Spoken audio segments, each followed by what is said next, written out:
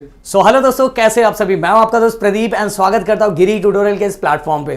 Guys, आपने बोला और हम आगे, बस कमी की चीज के भाई प्यार दबा के दिखाओ, जितना ज्यादा आने दो ना, प्यार को आने दो क्योंकि यहां से तो सब चीजें जा रही है, क्योंकि अब हर चीजें हमने स्टार्ट कर दी है। 7th 8 9 10 11 12 तो लगभग आज से स्टार्ट हो जाएगा और आज से आपके सर भी फॉर्म में आ गए, देख रहे हो एकदम फॉर्म में हो चुका हूं। और गाइस, ये एक चीज और बोलूंगा जो हमने नया स्टार्ट किया है, हर वीडियो के एंडिंग में या बीच में हम एक क्वेश्चन पूछेंगे। वो क्वेश्चन का अगर जिसने आंसर दिया, नेक्स्ट वीडियो में हम उसका प्यार से नाम लेंगे और एकदम प्यारा सा नाम लेंगे। गाइस, चलो स्टार्ट करते हैं chapter number 1, units and measurement.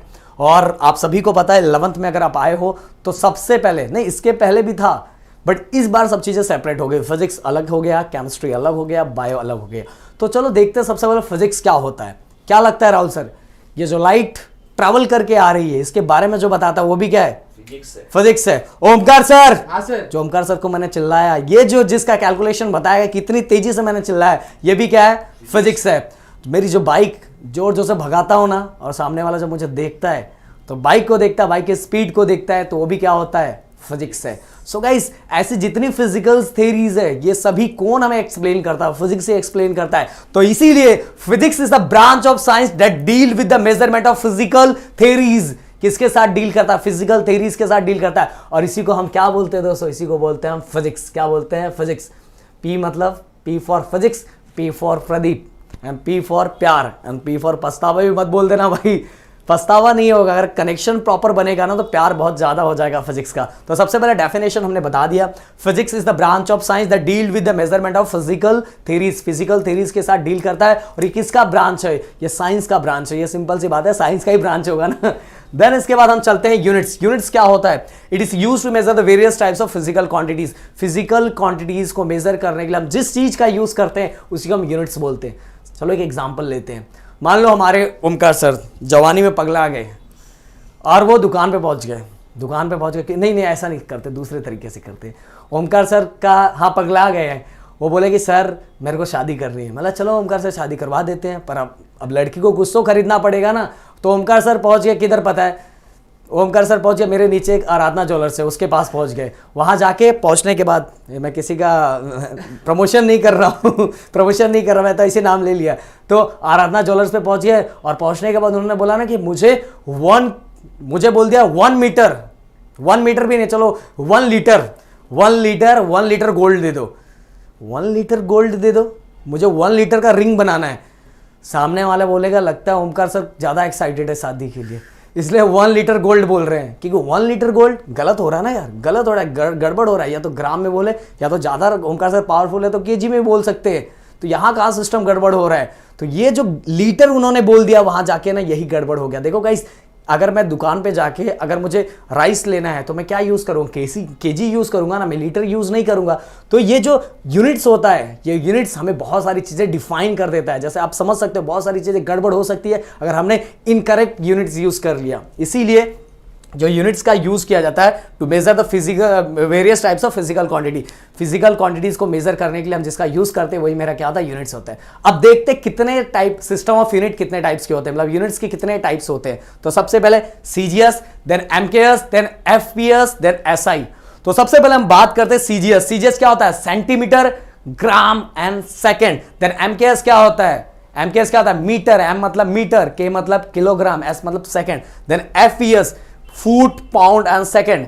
SI international system of unit. या तो सिस्टम है इंटरनेशनल है, डी यूनिट्स भी इसको बोला जाता है। सिस्टम है इंटरनेशनल है, डी यूनिट्स भी इसको बोला जाता है। अब एक चीज, कुछ अलग चीजें बताता हूं। चलो सबसे पहले एफपीएस के बारे में बताता हूं। एफपीएस गाइस जनरली हमारे कंट्री में तो इतना यूज नहीं होता, ये वाला ही अलग पाउंड।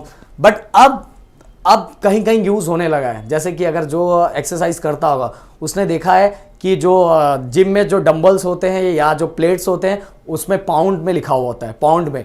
पुराने वाले जो डंबल्स थे उनमें केजी था, पर अब जो आता है वो पाउंड यूज किया जाता है। पाउंड जनरली हमारी कंट्री में नहीं, फॉरेन कंट्री में ज्यादा पाउंड यूज किया जाता है। तो ये सभी सिस्टम ऑफ यूनिटी है। अब एसआई देखो, अगर जब मैं छोटा छोटा बच्चा था नहीं, मतलब ये नहीं, जब मैंने पढ़ना स्टार्ट किया था यूनिट्स ये सब, तो हमें उस समय ना एमकेएस और सीजीएस ही था, ज्यादा था एमकेएस और सीजीएस। बट कुछ सालों के बाद जब मैंने पढ़ाना स्टार्ट किया तो एसआई आ गया। तो दोनों एमकेएस और एसआई अगर दोनों देखोगे ना, राहुल सर, अगर ये दोनों देखा जाता है ना, दोनों सिस्टम एक ही जैसा दिखता है, सिस्टम में कोई गड़बड़ी नहीं दिखती, दोनों सिस्टम कैसा दिखता है, एक ही जैसा, एमकेएस भी वैसा ही दिखता है, एसआई भी वैसा दिखता है। तो सर जब दोनों सिस्टम एक जैसा है तो ये लाने की क्या जरूरत थी? जब सिस्टम एक ही जैसा तो दूसरा सिस्टम क्यों लाने की जरूरत थी? समझ रहे हो ना मेरी बात, समझ रहे हो? जब दोनों सिस्टम एक ही जैसा तो दूसरा सिस्टम लाने की जरूरत क्या थी?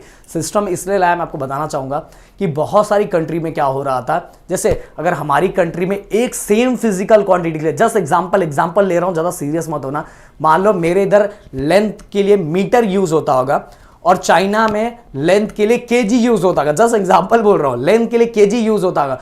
अगर दोनों कंट्री के लोग अगर कहीं जाते हैं, किसी ऑडिटोरियम में बैठते हैं और रिसर्च के लिए चीजें बताते हैं, तो लोग कंफ्यूज हो जाएंगे ना। इस कंट्री वाला सोचेगा ये क्या बता रहा है, उस कंट्री वाला सोचेगा ये क्या बता रहा है, क्योंकि दोनों लेंथ की बातें कर रहे हैं पर क्वांटिटी जो यूनिट्स है दोनों का अलग अलग है।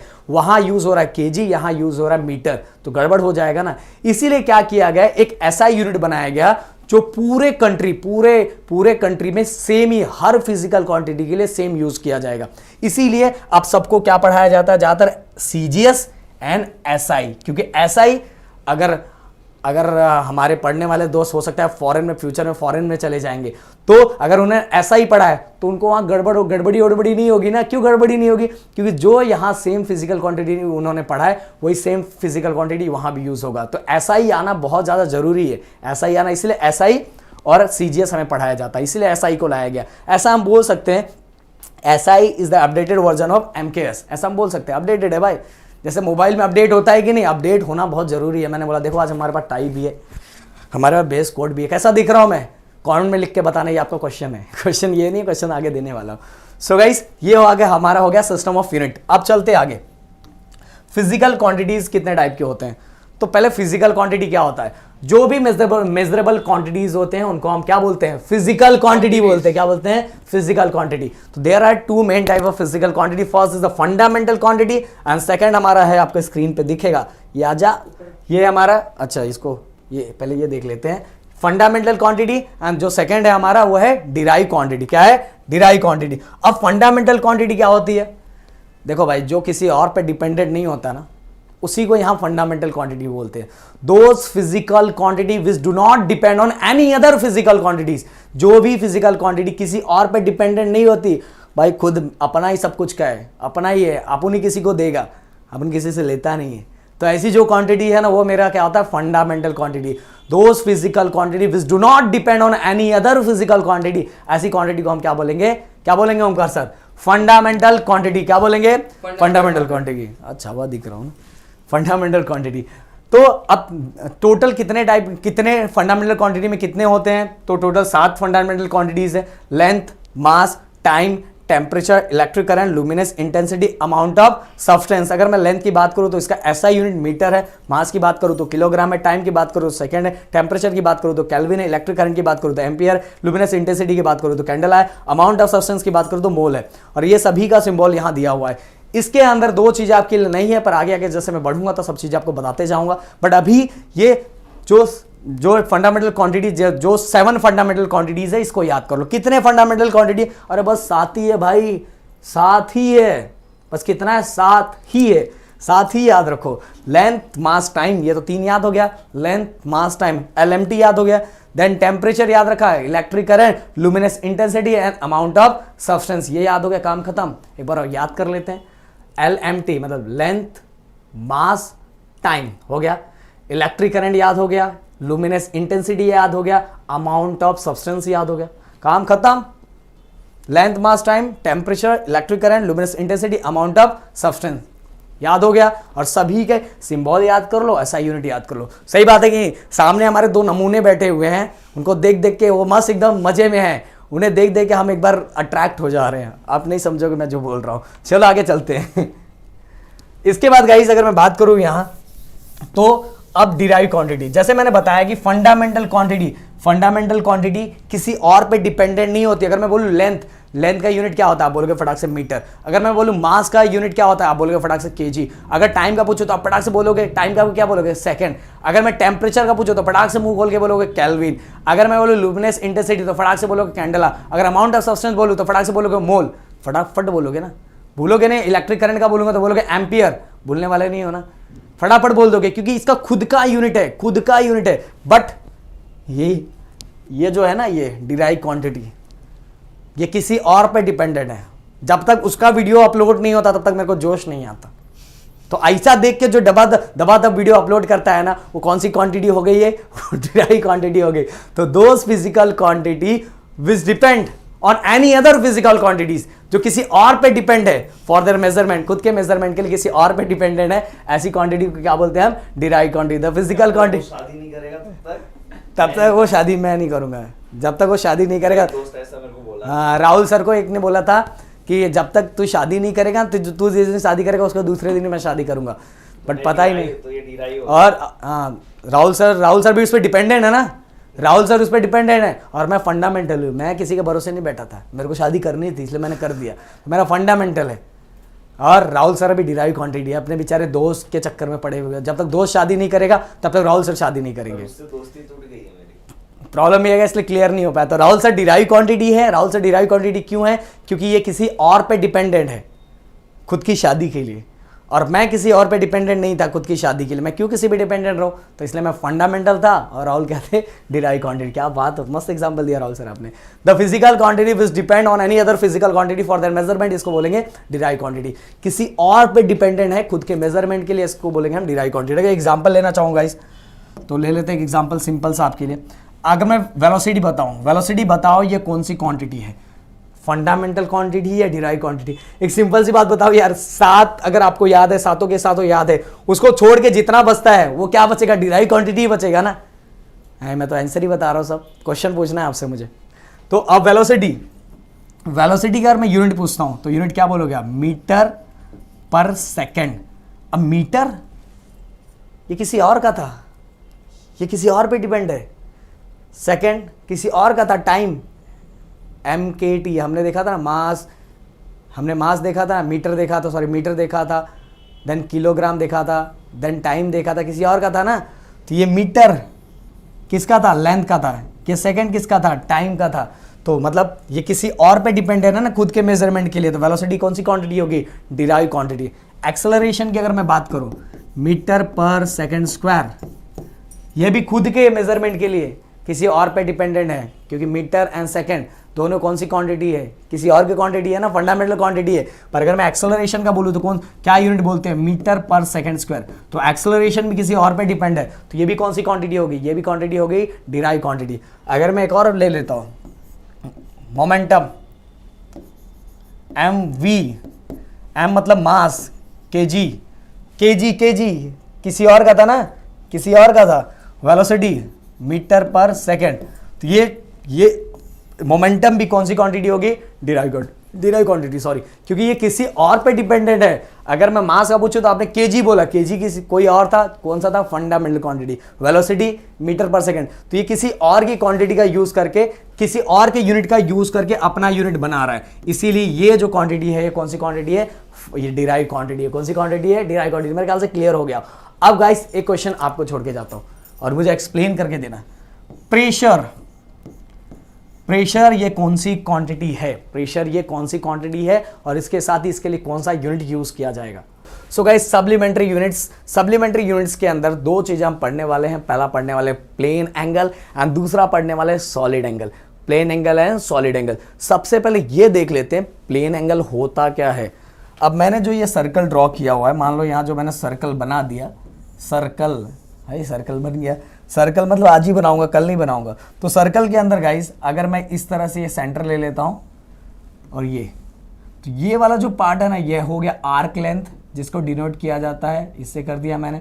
देन इसके बाद ये हो गया हमारा, यही तो हमारा एंगल है, और ये एंगल हमने किससे डिनोट किया? डी थीटा से। और ये हो गया हमारा आर। अब मैं इसको सेपरेट कर देता हूँ, ये देखो ऐसा ऐसा ऐसा, ds r, और ये हमारा डी थीटा। तो अगर मैं यहाँ इसको इससे अगर मुझे फाइंड करना है, मुझे क्या करना है? प्लेन एंगल फाइंड करना है। तो कैसे फाइंड होगा? डी थीटा, ये दोनों को डिवाइड कर दो, ds अपॉन r। ये हो गया हमारा फॉर्मूला। ये हमारा, हम इससे फाइंड कर सकते हैं ds अपॉन r। ds मतलब क्या होता है? आर्क लेंथ है। देखो, it is the ratio of arc length to मतलब ये divide to the radius of the circle. ये हमारा सर्कल का रेडियस है ना, तो ये दोनों को जब मैं डिवाइड करूंगा arc length to the radius of a circle, arc length to the radius of a circle, तो मुझे मिलेगा ये सर्कल का, ये देखो ये वाला पार्ट जो मुझे फाइंड करना था, ये इसका जो एंगल फाइंड करना था तो मुझे मिलेगा प्लेन एंगल। क्या मिलेगा? Plane angle. तो गाइस मेरे ख्याल से क्लियर हो गया होगा, इसमें कोई डाउट ही नहीं, एकदम सिंपल सा है। और गाइस ये जो प्लेन एंगल का जो यूनिट होता है उसको बोलते हैं रेडियन। क्या बोलते हैं? रेडियन। और रेडियन को डिनोट किया जाता है इस तरह से। तो मेरे ख्याल से आपको समझ में आ गया होगा, बहुत सा सिंपल है। It is the ratio of arc length to the radius of a circle. और ये किस तरह से, देखो इसका मैंने फॉर्मूला भी बता दिया, ds/r। तो इस तरह से हम क्या फाइंड कर सकते हैं? हम फाइंड कर सकते हैं प्लेन एंगल। तो चलते गाइस नेक्स्ट आगे की तरफ। अब हमारा सॉलिड एंगल। अब आपके मन में क्वेश्चन आ रहा है, सर प्लेन एंगल तो सर्कल होता है, वो जो 2D में हम सर्कल बनाते हैं वो होता है, पर सॉलिड एंगल क्या होता है? सॉलिड एंगल, स्पीयर, बॉल ले लो, और बॉल का ये ऊपर वाला एक पार्ट हमने निकाला, देखो ये मान लो ये वाला पार्ट हमने ऐसा निकाला, कट करके ऐसा निकाला है, ये कट करके निकाला, तो यहाँ वाला जो एंगल होगा ना, ये वाला एंगल, यही हमारे लिए होगा सॉलिड एंगल। क्या होगा? Solid angle. तो ये ऊपर वाला हो गया हमारा सरफेस एरिया, जिसके ऊपर मैं बैठा हूँ, समझ लो जिसके ऊपर मैं बैठा हूँ वो हो गया हमारा सरफेस एरिया, और ये हमारा हो गया रेडियस। तो इस तरह से इसके लिए क्या तैयार हो जाएगा? अगर मैं बनाना चाहूँ तो D omega equal to dA/r²। ये देखो, it is a ratio of area portion of a surface, ये है हमारा area portion of a surface, जिसपे समझ लो प्रदीप सर बैठे हैं, to surface to square of radius of sphere. जो हमारा रेडियस है उसको क्या करना है? स्क्वायर करना है। इस तरह से अगर मैं दोनों को डिवाइड करूंगा तो मुझे मिलेगा सॉलिड एंगल। क्या मिलेगा? Solid angle. और सॉलिड एंगल का जो यूनिट होता है वो होता है स्ट्रे रेडियन। क्या होता है? Stray radian. तो गाइस पूरी तरह से दिमाग फिट कर लो, सरफेस एरिया को किससे डिवाइड करना है? स्क्वायर ऑफ रेडियस से। जब दोनों को हम डिवाइड करेंगे तो जो वैल्यू हमें मिलेगी वही वैल्यू हमारी क्या होगी? सॉलिड एंगल की। किसकी वैल्यू होगी? सॉलिड एंगल की। हाँ, बहुत बार बच्चे इसको ना ओहम्स बोलते हैं, भाई ओहम्स नहीं है ये ओहम नहीं है, ये क्या है? हमारा ओमेगा है। क्या है? ओमेगा। तो कंफ्यूज बिल्कुल मत होना, ये क्या है? हमारा क्या है? ओमेगा। सो गाइस सभी चीजें मैंने क्लियर बता दी। सरफेस एरिया को इससे हमें डिवाइड करना, जिस सरफेस एरिया पे area portion of a surface area को किससे हमें डिवाइड करना है? To the square of a radius. दोनों को जब मैं डिवाइड करूंगा तो मुझे जो ये मिलेगा ना, ये वाला जो मिलेगा ना, ये इसको डिवाइड करने का मुझे मिल जाएगा, तो यही एंगल मेरे लिए क्या होगा? सॉलिड एंगल होगा। मेरे ख्याल से क्लियरली आपको समझ में आ गया होगा। अब चलते आगे। Convention for the use of ऐसा यूनिट। भाई इसमें बहुत मजा आने वाला है, सच में बहुत मजा आने वाला है। एक एक करके मैं बताता हूँ। Unit of every physical quantity should be represented by symbol. मतलब मैंने क्या बोला? चलो मैं बताता हूँ कि unit of every physical quantity should be represented by symbol. जितनी भी फिजिकल क्वांटिटी के जितने भी यूनिट्स हैं उसको किससे रिप्रेजेंट किया जाता है? सिंबल से रिप्रेजेंट किया जाता है। अगर मैं बोलूँ न्यूटन तो आपने बता दिया एन, अगर मैं बोलूँ मीटर तो आपने बोल दिया स्मॉल एम आई। सर इसको आपने कैपिटल एन लिखा है, इसको स्मॉल एम लिखा है, ऐसा क्यों? आपने न्यूटन को कैपिटल एन लिखा है और मीटर को स्मॉल एम लिखा हुआ है, ऐसा क्यों? बताता हूं ना, रुको थोड़ा वेट करो ना। पर पहला हमारा जो है unit of every physical quantity should be represented by symbol. Her physical quantity का जो यूनिट होता है उसको किससे रिप्रेजेंट किया जाता है? सिंबल से। जैसे ये सिंबल न्यूटन का है और ओके किसका है? मीटर का। इसके बाद full name of unit always starts with smaller letter. ये समझ लो पूरा, ये यहीं से कंफ्यूजन स्टार्ट होगा। Full name of unit always start with smaller letter. अगर मुझे यूनिट का फुल लेटर लिखना है, जैसे अगर मैं किसी का नाम लिख रहा हूं तो मैं हमेशा स्टार्ट किससे करता? कैपिटल से। जैसे आपको मैं बोलूं कि आपके प्यारे प्रदीप सर का नाम लिखो तो सबसे पहले आप पी कैपिटल लिखोगे, PRADEEP ऐसे लिखोगे ना। पर यूनिट में ऐसा नहीं होता। यूनिट में अगर वो किसी पर्सन का नाम है जो हम यूनिट के लिए यूज कर रहे हैं, अगर वो किसी पर्सन का नाम है और उसको हम फुल फॉर्म में लिख रहे हैं, किस में लिख रहे हैं? फुल फॉर्म में लिख रहे हैं। अगर वो किसी पर्सन का नाम है तो हमें फुल फॉर्म में लिखते समय उसको किस तरह से लिखना पड़ता है? स्मॉल में। जैसे न्यूटन। हाँ सर ये तो पता ही नहीं था, मैं तो हमेशा जब फुल फॉर्म में न्यूटन को लिखता था तो मैं हमेशा कैपिटल एन लिखता था। नहीं, अगर आप यूनिट लिख रहे हो किसके लिए? बस यूनिट के लिए। वो बेचारे न्यूटन का कहीं नाम लिखने जा रहे हो तो वहाँ कैपिटल में लिखना, बट यूनिट के लिए अगर आप यूज़ कर रहे हो तो यूनिट के लिए हमेशा जो न्यूटन का नाम फुल फॉर्म में लिखा जाता है तो उसका फर्स्ट लेटर क्या रहेगा? स्मॉलर रहेगा। बट गाइस अगर मैं इसी न्यूटन के सिंबल का यूज़ करूँ तो किस में रहेगा, कैपिटल एन के अंदर। मेरी बात ध्यान से सुन लेना, एकदम अच्छे से सुन लेना। अगर किसी पर्सन का नाम है, किसी भी पर्सन का नाम है तो फुल फॉर्म में लिखते समय हमेशा किस में लिखने का, स्मॉलर में। किसके लिए, यूनिट के लिए हर चीजें फुल फॉर्म में स्मॉलर में ही होता है, ये बात समझ लो। हर चीज फुल फॉर्म में लिखते समय स्मॉलर में ही होता है। मीटर भी लिखना है तो भी फुल फॉर्म में किस में लिखना पड़ेगा, स्मॉलर में। पर्सन का रहेगा तो भी स्मॉलर में, बट अगर हम सिंबल में लिख रहे हैं तो पर्सन का रहेगा तो कैपिटल में रहेगा। और किसी का रहा, जैसा मीटर किस में लिखता हूं मैं, स्मॉल एम के अंदर। किसके लिखता हूं, स्मॉल, क्योंकि मीटर किसी का नाम नहीं है ना। हो सकता है आपके एरिया में किसी का नाम हो, ये मीटर इधर आ, तो मैं नहीं बोल सकता क्योंकि आप नाम रखते हो, आप नामकरण करते हो। तो गाइस अब एक क्वेश्चन आपके लिए जो आपको होमवर्क में मुझे करके दिखाना है कि मुझे ये बताओ, जूल अगर मुझे फुल फॉर्म में लिखना है, तो किस तरह से रहेगा। फुल फॉर्म में लिखना है तो किस तरह से रहेगा, मैं कमेंट में चेक करूंगा कि सबसे पहले कौन लिख के देता, क्योंकि जूल एक किसी पर्सन का नाम है। तो अगर मुझे फुल फॉर्म में लिखना है तो मैं किस तरह से लिखूंगा, मैं चेक करूंगा कौन करता है। इसके बाद आगे चलते हैं, plural form for symbol of unit. Do not use plural form of symbol of unit. Plural form में नहीं लिखना है, ऐसे थोड़ी। अगर अगर फोर्स के लिए मुझे 2 न्यूटन्स लिया तो 2 नहीं, एस नहीं लगाना है, यहां थोड़ी ऐसा चलता है। तो प्लूरल फॉर्म यूज नहीं किया जाता है, बस हमें क्या लिखेंगे, 2 न्यूटन। न्यूटन्स नहीं लिखेंगे, क्या लिखेंगे, 2 न्यूटन। तो प्लूरल फॉर्म यूज नहीं होता। इसके बाद guys, the unit of 2 physical quantity in numerator and denominator should be written as 1 ratio। ध्यान से सुनना, the unit of 2 physical quantity in numerator and denominator should be written as a 1 ratio। इसका मतलब क्या है sir, numerator and denominator return as 1 ratio, इसका क्या मतलब है सर, समझ में नहीं आया, बताता हूं ना, सुन ध्यान से। इधर थोड़ा इसको हम क्लीन कर देते हैं, फिर इसके बाद प्यार से सुनो एकदम। अब मान लो मैंने एक्सेलरेशन का लिखा, जो एक्सेलरेशन किससे बनता है, वेलोसिटी अपॉन टाइम से बनता है। वेलोसिटी का यूनिट क्या होता है, मीटर पर सेकेंड, और टाइम का क्या होता है, पर सेकेंड। तो हम ऐसा जो लिखते हैं ना, मीटर पर सेकेंड, ऐसा कहीं लिखा है क्या, नहीं लिखते, ये गलत है। हमें एक ही रेशियो के अंदर लिखना है, न्यूमरेटर डिनोमिनेटर को एक ही रेशियो के अंदर लिखना है। मतलब कैसे, मीटर पर सेकेंड स्क्वायर, या तो ऐसे या तो डायरेक्ट ऊपर लेके ऐसे, समझ में आया। हाँ, इसके बीच में एक गैप कर देना है, या तो ऐसा लाइन दे देना। ये क्या है बताऊंगा आगे। सो समझ में आएगा इस मीटर पर सेकंड। बस अभी इस पे ध्यान मत दो, बस इस पे ध्यान दो कि हमें एक ही रेशियो के अंदर लिखा, मीटर पर सेकंड नहीं लिखना है। कैसे लिखना है, मीटर पर सेकंड स्क्वायर, एक रेशियो के अंदर। बस अभी आपको इतना ही काम है, मीटर पर सेकंड मतलब एक ही रेशियो के अंदर लिखना है। आगे चलते गाइस, ये गाइस मेरे ख्याल से आपको बहुत मजा आ रहा होगा, क्योंकि इसमें से वो पर्सन वाला तो आपने पहली बार सुना होगा। पर्सन का नाम फुल फॉर्म में भी स्टार्टिंग वाला कैपिटल में नहीं लिखना है, स्मॉलर में लिखना है। सर ये तो बहुत, देखो बाकी जितना भी यूनिट अगर फुल फॉर्म में लिखोगे सभी स्मॉलर में ही लिखना है, फुल फॉर्म में लिखने के टाइम। हाँ, बट अगर हम उसको किस में लिखेंगे, किस में, अगर हम उसका सिंबल में लिख रहे हैं तो सिंबल में पर्सन का नाम रहा तो कैपिटल में, पर्सन का नाम रहा तो कैपिटल में, और किसी और का रहा ऐसी कोई नाम दिया हुआ है तो किस में रहेगा, स्मॉलर में। जैसे एग्जांपल मीटर, केजी, ये देखो केजी भी ऐसे लिखा जाता है, क्योंकि केजी किसी का नाम नहीं है। बोलोगे नहीं सर मेरे एरिया में नाम है, तो भाई अब मैं क्या कर सकता हूँ, वो ऐसी नामकरण कर दिया है, केजी क्या नाम होता है, तो केजी। तो इस तरह से केजी, क्योंकि केजी किसी पर्सन का नाम है, इसलिए सिंबल में लिखते समय मैं केजी कैसे लिख रहा हूँ, के जी। के भी स्मॉलर है और जी भी स्मॉलर है। अगर ये किसी पर्सन का नाम होता तो मैं कैसे लिखता, के जी, पर ये पर्सन का नाम थोड़ी है। अब चलते आगे, do not give full stop after a symbol of unit. Full stop नहीं देना है भाई, अगर न्यूटन लिख रहा हो तो इसका आगे ऐसा फुल स्टॉप नहीं देना है, ये रॉन्ग है ये सब चीजें। आगे, do not use combination of units and symbol in a single units. सही बात है।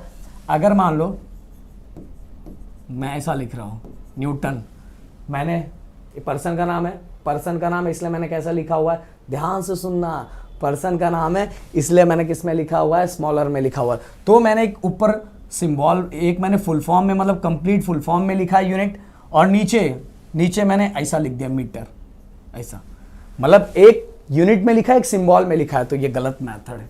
हमें ऐसा लिखना पड़ेगा, न्यूटन पर मीटर, इस तरह से, ये गलत है। तो यही लिखा हुआ है, do not use combination of units and symbol in a single unit. Combination of units मतलब वही full form in a and symbol in a single unit, ऐसा नहीं करना मेरे दोस्त, समझ में आया। और आगे लास्ट जो हमारा लास्ट है, वी कैन राइट मीटर पर सेकेंड एज मीटर। अभी देखो, ये देखो मीटर पर सेकेंड या तो ऐसा लिखो या तो ऐसा लिखो। मीटर पर सेकंड को कैसे लिखते हैं, देखो बहुत लोग कैसे लिखते हैं पता है, मीटर पर सेकंड ऐसा दिया हुआ है ना, तो गड़बड़ क्या होता है पता है, ऐसा लिख देते हैं। अगर उनको एक साथ लिखना है तो ऐसा। गाइस ये बोलूँ ना, ये रॉन्ग है, ये रॉन्ग है। आपको इसको या तो गैप करके लिखो, क्योंकि इसका मतलब क्या हो जाता है, मिलीमीटर सेकंड हो जाता है, मिलीमीटर सेकंड हो जाता है। या तो ये दोनों के बीच में गैप देके ऐसा लिखो, या तो इस तरह से लिख सकते हो, ये दो मेथड को। बट अगर गैप नहीं दे रहे हो, आप एक साथ लिख दे रहे हो, तो इसका मीनिंग चेंज हो जाता है। हाँ, हम समझने के लिए अपने लिए कुछ भी लिखते हैं, बट इसका मीनिंग चेंज हो जाता है भाई। फिर जो समझदार बंदा को बोलेगा ये तो मिलीमीटर सेकंड लिखा है, इसको गलत दो, गलत दो। तो इसलिए गैप करना है या तो इस तरह से लिखना है। समझ में आया? मेरे ख्याल से पूरी चीज़ें क्लियर हो गई। तो कुछ रूल्स है यूनिट्स लिखने के, प्रदीप सर ने वो सभी रूल्स आपको क्लियरली बता दिया। मेरे ख्याल से आपके दिमाग फिट हो गया होगा। और एक मैंने क्वेश्चन भी पूछा है, क्वेश्चन पूछा हुआ है और क्वेश्चन का आंसर देखता हूं सबसे पहले कौन देता है कमेंट बॉक्स में। सो गाइस, आज का जो हमारे टॉपिक का नाम है वो है मेजरमेंट ऑफ लेंथ। और मेजरमेंट ऑफ लेंथ के अंदर यार, उसी के अंदर तो अच्छे अच्छे टॉपिक देखने वाले हैं। तो मेजरमेंट ऑफ लेंथ में जो सबसे पहला टॉपिक है वो measurement of large distance. Measurement of large distance. अगर मैं बोलूं कि ओमकार सर को बोलता हूं कि चलो मैं एक टेप का एक एंड मैं पकड़ लेता हूं, मेजरमेंट टेप का एक एंड मैं पकड़ लेता हूं और दूसरा एंड आप पकड़ के लेके जाओ एक दूसरे प्लैनेट पे, क्योंकि मेरे को ना उसका डिस्टेंस फाइंड करना है, मेरे को ये काम करना है। तो ओमकार सर करोगे क्या? कैसे हो पाएगा? देखो ओमकार सर भी बोल रहे हैं कि सर ये पगला गए हैं क्या, मतलब मेजरमेंट टेप से एक प्लैनेट से दूसरे प्लैनेट का क्या डिस्टेंस मेजर किया जा सकता है? बिल्कुल नहीं किया जा सकता, ये तो पॉसिबल ही नहीं है। सो पॉसिबल कैसे है? पॉसिबल है ना भाई, पैरेलैक्स मेथड के थ्रू। पैरेलैक्स मेथड के थ्रू हम क्या कर सकते हैं, जो लार्ज डिस्टेंस होता है उसको हम मेजर कर सकते हैं। और पैरेलैक्स मेथड होता क्या है, चलो मैं बताता हूं। समझ लो, ये मेरे सामने एक कॉइन रखा हुआ है, ये देखो कॉइन है। चलो दूसरा कॉइन उठा लेता हूं, ये वाला कॉइन, ये वाला कॉइन है। ये कॉइन को एक बार मैंने ये आंख बंद करके देखा, आप भी घर पे करो, कॉइन उठा के आप भी देखो आपको दिख रहा है कि नहीं दिख रहा है। ये कॉइन उठा के मैंने एक आंख पहले बंद किया, देन दूसरा आंख बंद किया। मुझे जब मैं अपने आंखों को, पहले वाली आंखों को मैंने बंद किया तो ये कहीं और दिखाई दे रहा था। जब मैंने दूसरी आंख को बंद किया और पहला ओपन किया तो मुझे ये कहीं और दिखाई दे रहा था। पर सच में ये चेंज किया क्या मैंने ऑब्जेक्ट का प्लेस सच में चेंज नहीं किया, मैंने सच में प्लेस, अरे वाह क्या बात है। ये क्या है गाइस? ये है, ये कमेंट में लिख के बताना मुझे क्या है। सबसे पहले मैंने ये आंख बंद करके इसको देखा, फिर मैंने दूसरी आंख बंद करके देखा। तो मैं जब मैंने एक आंख, ये वाली आंख बंद की और दूसरे आंख से देख रहा था तो कहीं और दिखाई दे रहा है। जब मैंने ये आंख बंद किया और दूसरी आंख से देख रहा, इस आंख से देख रहा हूं तो कहीं और दिखाई दे रहा है। सच में इसने अपना प्लेस चेंज किया क्या? नहीं, ऑब्जेक्ट का प्लेस सच में चेंज नहीं हुआ है, ये एपरेंट चेंज है। ये एपरेंट चेंज क्यों हुआ? क्योंकि जो ऑब्जर्वर था उसके देखने का पोजीशन चेंज हो रहा था। पहले वो इससे देख रहा था, बाद में इससे देख रहा था, पर ऑब्जेक्ट का प्लेस चेंज था। सच में एक्चुअल चेंज नहीं था, सच में एक्चुअल चेंज नहीं था। तो ये जो एक्चुअल चेंज नहीं था, उस चेंज को हम क्या बोलते हैं? Apparent change. क्या बोलते हैं? Apparent change. ऑब्जेक्ट का सच में चेंज था नहीं। क्यों चेंज हुआ? क्योंकि ऑब्जर्वर ने देखने का प्लेस चेंज किया, पहले इससे देख रहा था, बाद में इससे देख रहा था। इसीलिए ऑब्जेक्ट के प्लेस में देखने का जो चेंज आया उसको बोलेंगे एपरेंट चेंज। और इसी को गाइस क्या बोला जाता है? Parallax method. क्या बोला जाता है? Parallax method. बोलोगे क्या सर, खाने पीने वाली चीज आप इससे दिखा रहे हो? कोई बात नहीं ओमकार सर, इसको बाद में हम अपने इसकी कहानी खत्म करेंगे, पहले हम खत्म कर देते हैं इसको। So parallax is defined as the apparent change in the position of the object. जो ऑब्जेक्ट हमने लिया उसके अंदर क्या चेंजेस आया था? Apparent change. एपरेंट चेंज मतलब एक्चुअल चेंज हुआ था नहीं, पर ये एपरेंट चेंज दिखा क्यों? Due to change in the position of the observer. Observer ने अपना पोजीशन चेंज किया, पहले इससे देख रहा था, बाद में इससे देख रहा था। तो ऑब्जर्वर ने अपने पोजीशन को चेंज किया, इसीलिए सामने वाला जो ऑब्जेक्ट है ना उसका पोजीशन चेंज होता हुआ दिखाई दे रहा था, एपरेंट चेंज होता हुआ दिखाई दे रहा था। इसी को हम क्या बोलते हैं? Parallax method. Parallax is defined as the apparent change in the position of the object. क्यों? Due to change in the position of the observer. But sir, ये बताओ इस पैरेलैक्स मेथड के थ्रू कैसे लार्ज डिस्टेंस फाइंड किया जाता है? तो चलो बताते ना, टेंशन क्या है। ओमकार सर तो खा पी के खत्म कर रहे हैं। तो गाइज मैंने क्या किया, मैंने यहां एक प्लैनेट बना दिया, समझ लो ऐसा समझ लो, एक प्लैनेट बना दिया। एक गोला है, मतलब एक प्लैनेट है, और अर्थ पे दो पोजीशन में मैंने ले लिया जहां से ऑब्जर्वर दोनों पोजीशन पे से, दोनों जगह से उसको देख रहा है। ओके, ये पोजीशन का नाम मैंने ए ले लिया, इसका मैंने बी ले लिया। क्या लिया? एक का नाम ए, दूसरे का नाम बी, और ये दोनों के बीच का जो डिस्टेंस था उसको मैंने ले लिया स्मॉल डी। अब ये ऑब्जर्वर, यहां मैंने एक टेलीस्कोप लगा दिया है, यहां से मैंने एक टेलीस्कोप लगा दिया है। ओके, ऑब्जर्वर ये दोनों ऑब्जर्वर ने इसको देखा, देखने के बाद यहाँ एंगल क्रिएट हो गया है, ये एंगल जो बन गया वो हो गया थीटा। तो गाइस ये टेलीस्कोप और ये सरफेस के बीच में भी एक एंगल बनेगा, वो एंगल होगा हमारा θ1, और ये टेलीस्कोप और इसके बीच में भी एक एंगल बनेगा जिसको बोलेंगे हम θ2। अब गाइस सबसे पहले काम तो हमें यही करना है। अब ये अर्थ का सरफेस है और टेलीस्कोप भी अर्थ के सरफेस पे, तो ये एंगल तो मुझे पता चल सकता है, और ये जो सरफेस है और ये जो टेलीस्कोप है ये भी अर्थ के ऊपर ही है, तो यहां का भी जो मुझे एंगल है वो मिल सकता है, मतलब θ1 और θ2 ये दोनों मैं फाइंड कर सकता हूं। और θ1 θ2 मिल गया मुझे, तो मैं ये थीटा तो फाइंड कर सकता हूं ना। क्यों? क्योंकि sum of the measure of angle of triangle is 180 होता है। ट्रायंगल के सभी एंगल को अगर मैं प्लस करता हूं तो उसका समेशन कितना होता है, उसका प्लस कितना होता है, 180 डिग्री होता है। कितना? 180 डिग्री। चलो ऐसा करके दिखाता हूं, θ1 प्लस θ2 प्लस ये वाला थीटा, कुल मिला के कितना होगा हमारा 180 डिग्री।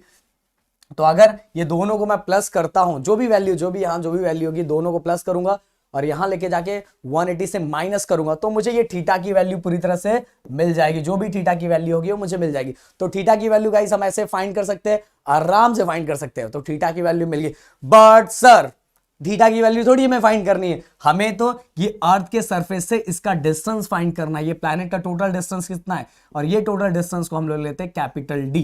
क्या ले लेते हैं? इधर वाला लिया तो इस साइड वाला कैपिटल डी। तो हमें ये डी फाइंड करना है सर, हमें ये डी फाइंड करना है। कैसे फाइंड करेंगे? तो बताता हूं ना सर। ये देखो, ये हमारा हो जाता है ये सर्कल, एक तरह से ये क्या हो जाता है, ये सर्कल हो जाता है, और ये हमारा रेडियस हो जाता है, और ये हमारा हो जाता है आर्क लेंथ। क्या हो जाता है? Arc length. ये वाला रेडियस, ये रेडियस, क्योंकि हमने ये सर्कल कंसीडर कर लिया ना, तो ये हो जाएगा हमारा रेडियस। रेडियस क्या है? डी है। आर्क लेंथ हमारा क्या है? आर्क लेंथ, आर्क लेंथ हमारा है ए बी, और ए बी की वैल्यू क्या दी है? Small D. क्या दिया है? Small D. तो सर पर फाइंड कैसे करेंगे? तो चलो बताता हूं, ध्यान से सुनना। यहां लिखता हूं मैं, कहां लिखूं? यहां लिखता हूं। चलो इसको प्लस इसको ये कर देता हूं। So guys theta equal to arc length upon radius. Radius ये देखो, ये वाला रेडियस, ये वाला रेडियस, क्योंकि ये सर्कल बन गया ना, और ये उसका आर्क लेंथ, तो आर्क लेंथ अपॉन रेडियस। और देखो ये वाला थीटा तो हम कैसे फाइंड कर सकते हैं, मैंने बताया था। हम अगर ये तीनों को प्लस करते हैं और 180 से माइनस करते हैं, क्योंकि ये दोनों थीटा तो हमें मिल जाएगा, 180 से माइनस करते तो ये थीटा की वैल्यू हमें मिल जाएगी। क्या मिल जाएगी? थीटा की वैल्यू मिल जाएगी ना। तो गाइस हम क्या करेंगे, ये वाला हमें ये कैपिटल डी फाइंड करें, कैपिटल डी ऊपर चला गया, और स्मॉल डी अपॉन थीटा, ये तो हमें मिल जाएगा। ये कैसे मिलेगा? क्योंकि ये अर्थ के सरफेस पे ये दोनों पॉइंट है ना, ये दोनों पॉइंट के डिस्टेंस ये हमें मिल जाएगा। और थीटा कैसे मिलेगा वो मैंने बता दिया। दोनों वैल्यू मिल गई, दोनों वैल्यू को अगर हमने डिवाइड कर दिया, दोनों वैल्यू को हमने क्या कर दिया? डिवाइड कर दिया, तो हमें किसकी वैल्यू मिल जाएगी? Capital D. कैपिटल डी मतलब क्या है? क्या है हमारा डिस्टेंस? कहां से? प्लैनेट से, फ्रॉम द अर्थ सरफेस, यहां तक का ये डिस्टेंस हमें आराम से क्या हो जाएगा? मिल जाएगा। सो गाइस इसी तरह हम क्या करते हैं, जो लार्ज डिस्टेंस क्या होता है फाइंड करते हैं। तो और ये थीटा को ना पैरेलैक्स एंगल भी बोलते हैं। क्या बोलते हैं? Parallax angle. तो याद रखना, parallax angle equal to arc length upon radius, arc length upon radius. फिर डी ऊपर चला जाएगा और थीटा नीचे, क्योंकि मुझे कैपिटल डी ही फाइंड करना है। कैपिटल डी मतलब लार्ज डिस्टेंस फाइंड करना है। तो गाइस देखो, यहाँ सिस्टमैटिक पूरी चीजें लिखी हुई है, और टेलीग्राम पे आप हमें क्या कर सकते हो? ज्वाइन कर सकते हो। वहां पूरा ये जितना बनाया हुआ जो भी मैं यहाँ लिख रहा हूँ, सभी चीजें आपको भेज दी जाएगी अच्छी तरह से। तो फटाफट टेलीग्राम को जाके क्या करो? ज्वाइन कर लो। एंड इंस्टाग्राम पे आप अपने प्रदीप सर को फॉलो कर सकते हो। सो measurement of size of planet और अ स्टार। अब गाइस क्वेश्चन ये आ रहा है कि जो प्लैनेट और स्टार है, अगर मुझे उसका साइज फाइंड करना है, तो मैं क्या फिर से ऊपर जाऊंगा? मैं बोला नहीं, मेरे को प्लैनेट का साइज फाइंड करना है, फाइंड करके आता हूं। ऐसा हो सकता है क्या? नहीं, ऐसा पॉसिबल नहीं है। तो उसके लिए भी आराम से एकदम सिंपल सा तरीका बताता हूं। अब ऐसा कंसीडर कर लो, ये पॉइंट यहां से भी हमने ये पॉइंट यहां से दो हमने क्या किया, हम इस तरह से देख रहे हैं, तो इनके बीच में क्या एंगल बन रहा है? एक अल्फा बन रहा है। क्या बन रहा है? अल्फा। अल्फा जो ये दोनों के बीच में एंगल बन रहा है, दोनों पॉइंट के बीच में जो एंगल बन रहा है, वो एंगल क्या है हमारा? अल्फा। अल्फा हो गया। और अल्फा वही same D upon capital D, small D upon capital D. ध्यान से, small D upon capital D. हमें क्या फाइंड करना है? Size of a planet find करना है, साइज ऑफ अ प्लैनेट। ध्यान से सुनना, देखो ये वाला डी तो हम आराम से फाइंड कर सकते हैं, क्योंकि हमने पहले ही फाइंड किया है। इसके पहले हमने फाइंड किया था ना कि distance of a planet from the earth surface, ये हमने फाइंड कर लिया, तो ये हमें पता है। और ये वाला अल्फा, ये तो हम ये वाला एंगल हम फाइंड कर सकते हैं ना, क्योंकि अर्थ के सरफेस पे ही वो एंगल फॉर्म हो रहा है, तो एंगल ये भी फाइंड कर सकते हैं। ये दोनों अगर ये भी मिल गया ये भी मिल गया, तो अगर मैं ये दोनों को मल्टीप्लाई करता हूँ अल्फा इंटू डी, मतलब ये एंगल और डी को मल्टीप्लाई करता हूँ तो मुझे ये स्मॉल डी मिल जाता है। और स्मॉल डी गाइस यहाँ क्या है, ये स्मॉल डी हमारा है डायमीटर। किसका डायमीटर? उस प्लैनेट का जिसका मुझे फाइंड करना है। देखो इस जगह से मैं इस पॉइंट को देख रहा हूँ और इससे इस पॉइंट को देख रहा हूँ, मतलब प्लैनेट के दूसरे एंड को देख रहा हूँ, तो यहां जो मिलेगा ये डायमीटर हमें डी क्या है, जब हम अल्फा ये एंगल को डिस्टेंस से मल्टीप्लाई करेंगे तो मुझे क्या मिल जाएगा, स्मॉल डी मिल जाएगा। स्मॉल डी मतलब डायमीटर ऑफ अ प्लैनेट, और डायमीटर ऑफ अ प्लैनेट मिल गया तो भाई किसी का भी हम एरिया एंड वॉल्यूम फाइंड कर सकते हैं। तो चलो एक क्वेश्चन जो होमवर्क में आपको मुझे देना है और कमेंट लिख के मुझे बताना है, वो है एरिया, किसका area, area of a sphere, area of a sphere and volume of sphere, या तो एरिया ऑफ अ सर्कल, तीनों, area of a circle, volume of sphere and area of sphere, ये सभी तीनों चीज कॉमन में लिख के जो मुझे बताएगा उसका मैं नेक्स्ट वीडियो में क्या करने वाला हूं, नाम लेने वाला। तो गाइस इस तरह से देखो, अल्फा ये तो हमें पता है, ये दोनों को मल्टीप्लाई करो डी मिल जाएगा, और डी यहां क्या है, डायमीटर ऑफ प्लैनेट, और डायमीटर मिल गया तो वॉल्यूम ऑफ एरिया में क्या कर सकता हूं, आराम से क्या कर सकता हूं, फाइंड कर सकता हूं। इस तरह से हम किसी भी प्लैनेट का बिना वहां गए हम उसका क्या फाइंड कर सकते हैं, साइज फाइंड कर सकते हैं। अब चलते हैं नेक्स्ट और लास्ट, जो स्मॉल डिस्टेंस है या स्मॉल साइज है उसको किस तरह से फाइंड किया जाता है। गाइस अगर मुझे किसी का डेप्थ फाइंड करना है, मतलब कितनी गहराई है, उन सभी चीजों को फाइंड करना, सभी आप स्कूल में जाओगे ना, कॉलेज, सॉरी आप तो कॉलेज में गए, कॉलेज में चले जाओगे तो आपको वर्नियर, कैलिपर, स्क्रू गेज ये दिखाया जाएगा। स्मॉल डिस्टेंस फाइंड किया, स्मॉल साइज फाइंड करने के लिए ये सभी चीजें हम यूज करते हैं। बट गाइस कुछ ऐसी चीजें होती है जिनका साइज बहुत छोटा होता है, बहुत छोटा होता है, और हमें नेकेड आई से तो वो दिखाई नहीं देते। तो जैसे अभी इलेक्ट्रॉन का साइज अगर फाइंड करने के लिए बोला जाए, इलेक्ट्रॉन का साइज सर कैसे फाइंड होगा, फाइंड होगा ना, एक देखो इसके थ्रू फाइंड किया जाता है, टनलिंग माइक्रोस्कोप, उसका यूज करके हम क्या करते हैं, इलेक्ट्रॉन का साइज फाइंड कर सकते हैं। हो सकता है, मुझे तो नहीं लगता, क्योंकि मैं जिस कॉलेज में हूँ, रिसर्च में आगे जाओगे, अगर आगे कुछ अच्छा आप कर लोगे तो आपको ये सब चीज़ें देखने को जरूर मिलेगी। हो सकता है कोई बहुत बड़े कॉलेजेस में पढ़ता होगा तो उसमें ये सब उन्होंने खर्चा किया होगा, पर मुझे नहीं लगता कि यहाँ होगा, क्योंकि मैं जहाँ पढ़ा था तो वहाँ तो वर्नियर कैलिपर भी मिलना जल्दी मुश्किल होता था। तो स्मॉल साइज को हम इस तरह से फाइंड करते हैं, जो बहुत बहुत ज़्यादा स्मॉलर होते हैं उसके लिए हम टनलिंग माइक्रोस्कोप का यूज़ करते हैं। सो गाइस आज के लेक्चर में हमने बहुत इंटरेस्टिंग बातें की और मैंने चीज़ें बताई मैंने, और एक सिंपल सा, एकदम सिंपल सा क्वेश्चन मैंने आपसे पूछा है, देखता हूँ कॉर्नर में लिख के मुझे कौन बताता है। डायमेंशन, तो डायमेंशन में गाइस सबको देखो, आप लोगों को जरूरी क्या पता है, आपको फॉर्मूले याद रहना चाहिए प्लस यूनिट याद रहना चाहिए। अगर ये दोनों चीजें आपको याद है ना तो आप डायमेंशन एकदम आराम से फाइंड कर सकते हो। तो चलो फाइंड करते हैं, तैयार हो मुझे लगता है। सो गाइस सबसे पहले डेंसिटी, डेंसिटी का फॉर्मूला होता है मास अपॉन वॉल्यूम। क्या होता है, मास अपॉन वॉल्यूम। तो चलो फाइंड करते हैं हम इसका। तो सबसे पहले हमने इसका डायमेंशन ले लिया LMT, जो हमें इसका डायमेंशन फाइंड करना है। तो देन अगेन नीचे वॉल्यूम, इसका भी हम, क्योंकि हमें दोनों को कंबाइन करके हमें किसका फाइंड करना है, डेंसिटी का। तो मास, ओनली मास है गाइस, तो लेंथ और टाइम दोनों क्या हो जाएगा 0, एंड मास के जगह पे क्या हो जाएगा 1। वॉल्यूम, वॉल्यूम क्या है, वॉल्यूम का यूनिट क्या होता है, वॉल्यूम का यूनिट होता है मीटर क्यूब। क्या होता है, मीटर क्यूब। और मीटर क्या एक तरह से लेंथ है ना, मीटर क्या है, लेंथ है, तो इसीलिए यहाँ मीटर क्यूब है, इसने यहाँ लेंथ L3 हो जाएगा, और बाकी क्या हो जाएगा 0 0। तो हमें मास और वॉल्यूम का थोड़ी निकालना है, हमें तो निकालना है डेंसिटी का, इसलिए दोनों को हम क्या करेंगे, कंबाइन करेंगे। तो ये हो जाएगा हमारा LMT। अब इसका फाइंड करते हैं हम कंबाइन करके 0।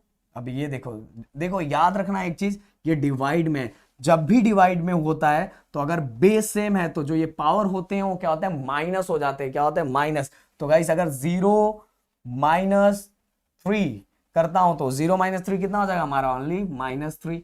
देन इसके बाद मास की बात करूं, मास में 1 - 0 कितना आ जाएगा 1। देखो माइनस कर रहा हूं, पावर को माइनस कर रहा हूं, और 0 - 0 कितना आ जाएगा 0।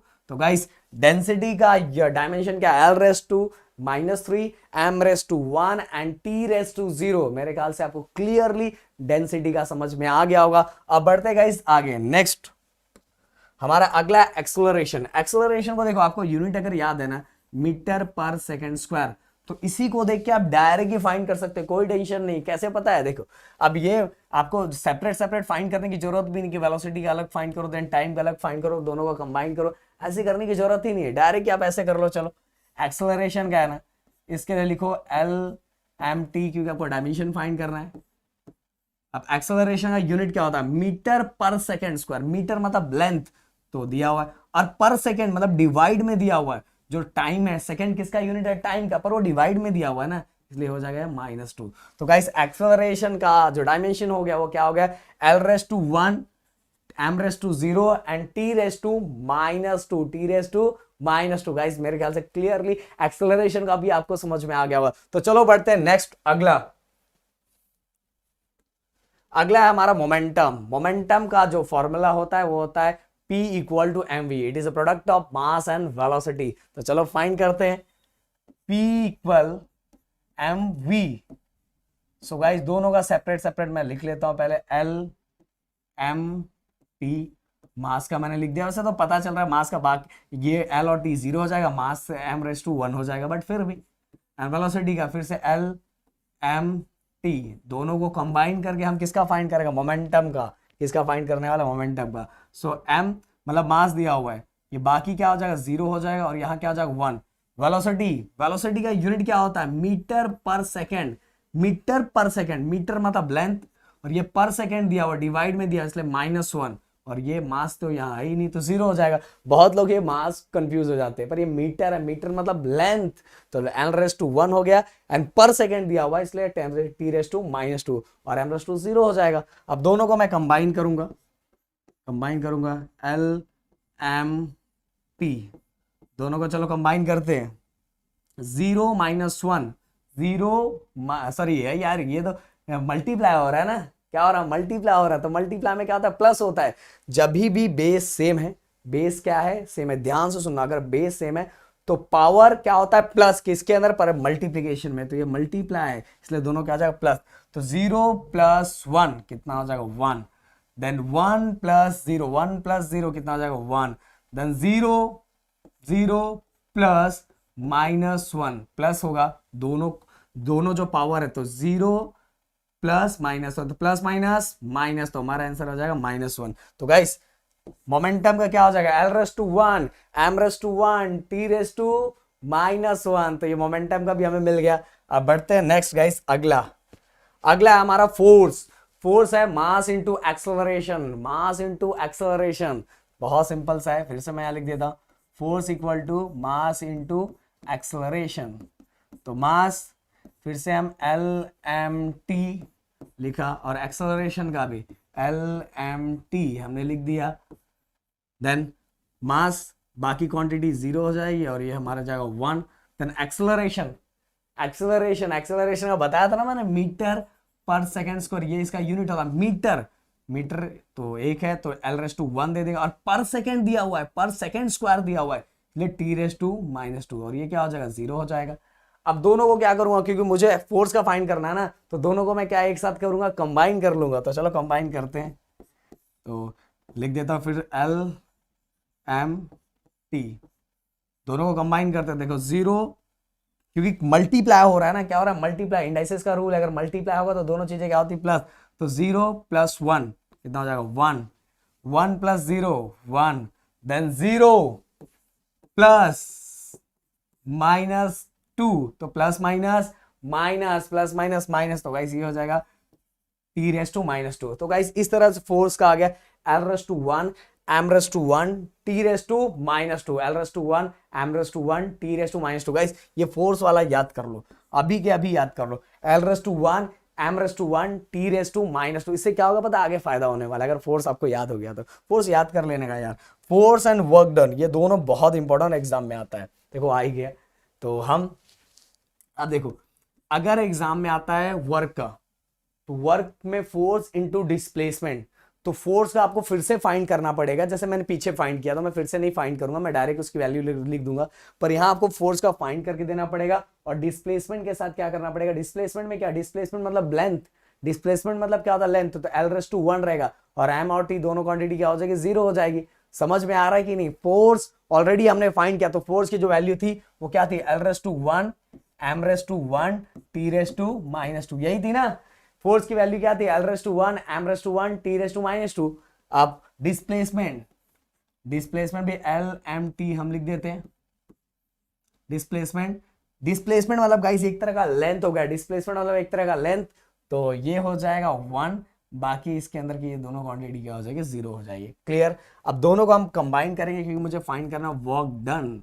तो एल, अब देखो 1 + 1, क्योंकि देखो बेस सेम है, जब बेस सेम है और मल्टीप्लाई हो रहा है, सॉरी बेस सेम है तो मल्टीप्लाई हो रहा है, तो ऊपर वाले जो पावर होते हैं वो क्या होता है, प्लस हो जाता है। तो 1 + 1 2 हो गया। देन m का फाइंड करेंगे, 1 + 0 1, 1 + 0, देन t -2 + 0, ओनली क्या बचेगा, -2 बचेगा। सो गाइस ये हो गया हमारा वर्क डन का। तो L2 m1 t-2, L2 m1 t-2 guys, तो ये हमारा वर्क डन निकल गया। देखो अब क्लियरली समझ में आ रहा होगा। अब चलो आगे, अब चलते हैं इम्पल्स। इम्पल्स क्या होता है गाइस, 4 चैप्टर में है, इसलिए मैं अभी एक्सप्लेन नहीं कर रहा हूं, अभी ओनली हमें डायमेंशन फाइंड करना है, इसलिए हम उसी पे ध्यान देते हैं। बाकी चीजें इम्पल्स 4 चैप्टर में है ना, हम उसमें एक्सप्लेन करेंगे। सो गाइस फिर से इम्पल्स के अंदर फोर्स आ गया। देखो अगर एग्जाम में आपको आता है, अगर आपको 2 to 3 मार्क्स के लिए, अगर 2 मार्क्स के लिए आता है तो फोर्स को भी फाइंड कर लेना, फोर्स को फाइंड करके दिखा लेना। फिर टी मतलब टाइम, टाइम में क्या सेकेंड रेस टू 1 आएगा, और उसमें एल और एम क्या हो जाएगा, 0 हो जाएगा। चलो मैं करके दिखाता हूँ। Force L M T, L M T, तो फोर्स का हमने देखा था L1 m1 t-2, और t कितना हो जाएगा, एल एम टी, बाकी क्वांटिटी 0 और ये 1। अब दोनों को कंबाइन कर लेंगे गाइस हम। अब देखो L बेस सेम है, पावर क्या हो जाएगा, प्लस, देन फिर से बेस सेम है, पावर क्या हो जाएगा, प्लस, बेस सेम है ना तो पावर मल्टीप्लाई हो रहा था, पावर प्लस ही होगा। लास्ट t, ये देखो -2 + 1, -2 + 1, तो plus minus, and bigger number को साइन माइनस का, इसलिए -1 आ गया। बहुत बच्चे की तरह समझा रहा हूँ मैं यार, समझ लो कि कोई टेंशन नहीं, अपने दोस्तों को शेयर करो, बहुत अच्छे से और बहुत सिंपल तरीके से जाएगा, बिल्कुल टेंशन लेने वाली कोई बात ही नहीं। तो L1 m1 t-2, ये हो गया हमारा इम्पल्स का डायमेंशन। अब चलते हैं आगे, हमारा नेक्स्ट है काइनेटिक एनर्जी। काइनेटिक एनर्जी याद रखो कांस्टेंट टर्म का डायमेंशन नहीं फाइंड किया जाता, तो बाकी जो बचा mv², काइनेटिक एनर्जी का फॉर्मूला क्या होता है, 1/2 mv², 1/2 mv², तो 1/2 तो ये कांस्टेंट टर्म है, हमें बस किसका फाइंड करना है, mv², तो इसलिए हम बस उसका ही फाइंड करेंगे। तो mv², m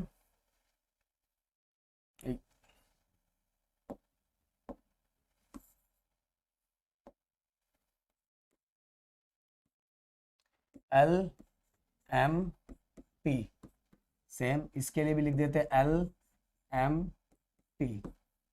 सो गाइस mv², m मतलब मास, और बाकी क्वांटिटी क्या हो जाएगी, 0 हो जाएगी। v², v मींस वेलोसिटी, बहुत बार v मतलब वॉल्यूम होता है, तो यहाँ पर काइनेटिक एनर्जी कर रहे हैं ना, काइनेटिक एनर्जी का फॉर्मूला, तो 1/2 mv² है, तो v यहाँ वेलोसिटी है। ये सब चीजें याद रहनी चाहिए। बहुत बार स्टूडेंट क्या होता है, डायमेंशन फाइंड करते समय कंफ्यूज हो जाते हैं, वेलोसिटी की जगह वॉल्यूम, वॉल्यूम की जगह वेलोसिटी, पर भाई देख लो फॉर्मूला किसका है, ये फॉर्मूला है 1/2 mv², मतलब वेलोसिटी का है। तो वेलोसिटी का यूनिट क्या होता है, मीटर पर सेकेंड, मीटर पर सेकेंड, मीटर मतलब लेंथ, तो L1 पर सेकेंड डिवाइड में है, इसलिए t⁻², ओके, -2, t⁻−1, 2 नहीं है, t⁻−1, और ये क्या हो जाएगा हमारा 0। ये हो गया हमारा वेलोसिटी का। और हाँ गाइस एक चीज और, यहाँ (2) दिया हुआ है ना, (2) दिया हुआ, तो 2 हमें लिखना पड़ेगा, फिर हम उसको भी हमें अंदर मल्टीप्लाई करना पड़ेगा, हम उसको भी मल्टीप्लाई कर देते हैं। चलो कोई टेंशन नहीं है, क्योंकि हमें पता है इंडाइसेस का रूल ये भी था ना, a⁻m⁻n होल ब्रैकेट n, तो ये दोनों क्या हो जाता है, मल्टीप्लाई हो जाता है ना। तो सेम यहाँ जो पावर है इसके साथ क्या हो जाएगा, मल्टीप्लाई, 1/2 कितना हो जाएगा, 2, 0/2, 0 को 2 से मल्टीप्लाई करेंगे कितना आएगा, 2 ही आएगा, 0 आएगा ना, सॉरी, 0 को 2 से मल्टीप्लाई करूंगा तो कितना आएगा, 0 आएगा। देन इसके बाद -2 को 2 से मल्टीप्लाई करूंगा तो कितना आएगा, -2 को, सॉरी -1 को 2 से मल्टीप्लाई करूंगा, -1 को जब मैं 2 से मल्टीप्लाई करूंगा तो मेरा आंसर कितना आएगा, -2, क्योंकि 2 मल्टीप्लाई बाय -1 कितना हो जाएगा, -2 हो जाएगा।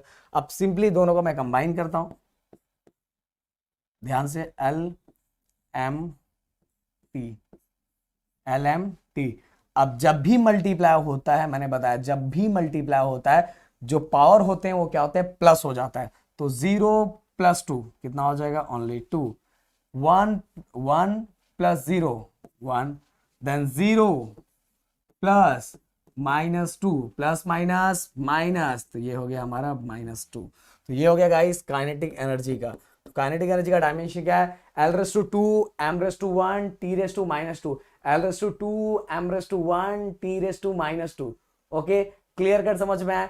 अब गाइस मैं P = फोर्स अपॉन एरिया। तो गाइस मैंने ऑलरेडी, चलो मैं यहाँ थोड़ा बता रहा हूँ और बाकी चीज आपको होमवर्क में छोड़ के चले जाऊंगा। L1 m1 t-2, ये हमारा फोर्स का है, L1 m1 t-2। देन इसके बाद एरिया का यूनिट क्या होता है, मीटर स्क्वायर मतलब L2। तो और बाकी सभी क्वांटिटी क्या हो जाएगी, 0 हो जाएगी। अब गाइस इसको सॉल्व करो और सॉल्व करके मुझे फाइनल आंसर कमेंट बॉक्स में मुझे फटाक से लिख के बताओ। सो गाइस आज जो टॉपिक हम कवर करने वाले वो है हमारा डायमेंशन एनालिसिस, मतलब एनालाइज करेंगे डायमेंशन का यूज करके कि इक्वेशन सही है कि नहीं, जो क्वांटिटीज के बीच में रिलेशन है वो सही है कि नहीं, डिफरेंट सिस्टम ऑफ यूनिट्स में जो हम क्वांटिटी उनका कन्वर्जन फैक्टर क्या है, ये सभी चीजें हम देखने वाले हैं किसका यूज करके, डायमेंशन का यूज करके। तो चलो स्टार्ट करते हैं। ये सभी जो चीजें मैंने बोली वो आपको अभी समझ में आ जाएगा जैसे ही हम स्टार्ट करेंगे। So to check the correctness of physical equations, तो गाइस हमें एक इक्वेशन ले लेते हैं। वो इक्वेशन v = u + at। चलो आज एक सिंपल सा ही चीज क्वेश्चन आपको पूछता हूं कि v = u + at ये किसका इक्वेशन है, ये कमेंट में लिख के मुझे बताना है। ये आज का आपका होमवर्क है कि v = u + at ये कौन सा इक्वेशन है। बहुत सिंपल सा क्वेश्चन। अब गाइस क्योंकि डायमेंशन का यूज करके हमें चेक करना है कि इक्वेशन जो ये दिया हुआ है वो करेक्ट है या इनकरेक्ट है। तो LMT जो वेलोसिटी का जो यूनिट होता है वो क्या होता है, मीटर पर सेकेंड। लेंथ L1 हो जाएगा और ये पर सेकेंड या इसलिए -1 हो जाएगा और ये हो जाएगा हमारा 0। देन U मतलब ये इनिशियल वेलोसिटी होता है, बस इनडायरेक्टली वेलोसिटी ही होता है ना। तो तो पहले इससे लिख देता हूं LMT। फिर इसके बाद वेलोसिटी है तो यूनिट भी यही होगा, मीटर पर सेकेंड। तो L1 पर सेकेंड मतलब -1, ये हो गया हमारा 0। देन गाइस AT, A मतलब एक्सेलरेशन, तो LMT और ये हमारा time LMT। So guys acceleration metre पर सेकेंड स्क्वायर मतलब L1 पर सेकेंड स्क्वायर है तो L2 और ये हो जाएगा हमारा 0। और टाइम के लिए ये देखो A के साथ T भी दिया हुआ है ना, तो ये टाइम में ओनली T1 हो जाएगा और बाकी सभी चीजें क्या हो जाएगी, सभी 0। अब इसको पूरा कंबाइन हम एक साथ कर लेंगे कि A और T का टोटल डायमेंशन कितना है, A और T का। अब देखो जब भी बेस सेम होता है तो पावर क्या हो जाते हैं, प्लस, क्योंकि ये मल्टीप्लाई है। तो L1 + 0 कितना हो जाएगा, 1। देन इसके बाद बेस सेम है, पावर क्या हो जाएगा, प्लस। तो m⁻0 0 + 0 क्या हो जाएगा, 0। देन इसके बाद गाइस देखो t यहाँ t⁻2 है, यहाँ t⁻1 है। सो ये देखो -2 + 1 प्लस माइनस, तो ये हो जाएगा हमारा t⁻1। सो गाइस अभी अगर हम चेक करते हैं, अभी थोड़ा इसको क्लीन कर देता हूं। अगर हम इसको चेक करते हैं एकदम प्यार से, तो ये इक्वेशन 1, या देन इक्वेशन 2, देन इसके बाद लास्ट ये हमारा इक्वेशन 3। अगर हम तीनों का चेक करते हैं तो इसका भी L1 m⁻0 एंड t⁻1 है, इसका भी L1 m⁻0 t⁻1 है, एंड गाइस इसका भी L1 m⁻0 एंड t⁻1 है। सो क्या बोलते हो यार, डायमेंशन का यूज करके हमने ये पता लगा लिया कि फिजिकल इक्वेशन क्या है। ओमकार सर, ये देखो L1 m⁻0 and t⁻1, L1 m⁻0 and t⁻1, और इसका भी क्या है, L1 m⁻0 एंड t⁻, मतलब जिसने भी बनाया था क्योंकि उसका नाम बता दूंगा तो आपको होमवर्क ऐसे ही कंप्लीट हो गया। जिसने भी बनाया था इक्वेशन बिल्कुल करेक्ट बनाया था, और जिसने बनाया था उसका तो नाम आपको ही बताना है। तो जिसने भी बनाया था इक्वेशन, बनाने वाले ने जिसने ये इक्वेशन बनाया था बहुत सही बनाया था, क्योंकि इक्वेशन हमने चेक कर लिया सही है। अब चलते हैं सेकंड यूज की तरफ। सेकंड यूज गाइज हमें क्या करना है, relationship between related physical quantities, जो भी क्वांटिटीज फिजिकल क्वांटिटीज दी है उनके बीच का रिलेशन कैसा है। जैसे कि अभी मान लो अभी ये सिंपल पेंडुलम का दिया हुआ है, यहां तो मैंने फॉर्मूला डायरेक्ट लिख दिया हुआ है, क्योंकि फॉर्मूले हम लास्ट में देखेंगे कि ऐसा मेरा आया कि नहीं। सिंपल पेंडुलम का जो फॉर्मूला है टाइम पीरियड का वो क्या होता है, t इक्वल टू 2π√L/g। पर हमें टाइम पीरियड का रिलेशन फाइंड करना है उसके length and acceleration due to gravity के साथ, कि उसका रिलेशन वो दोनों के साथ कैसा है।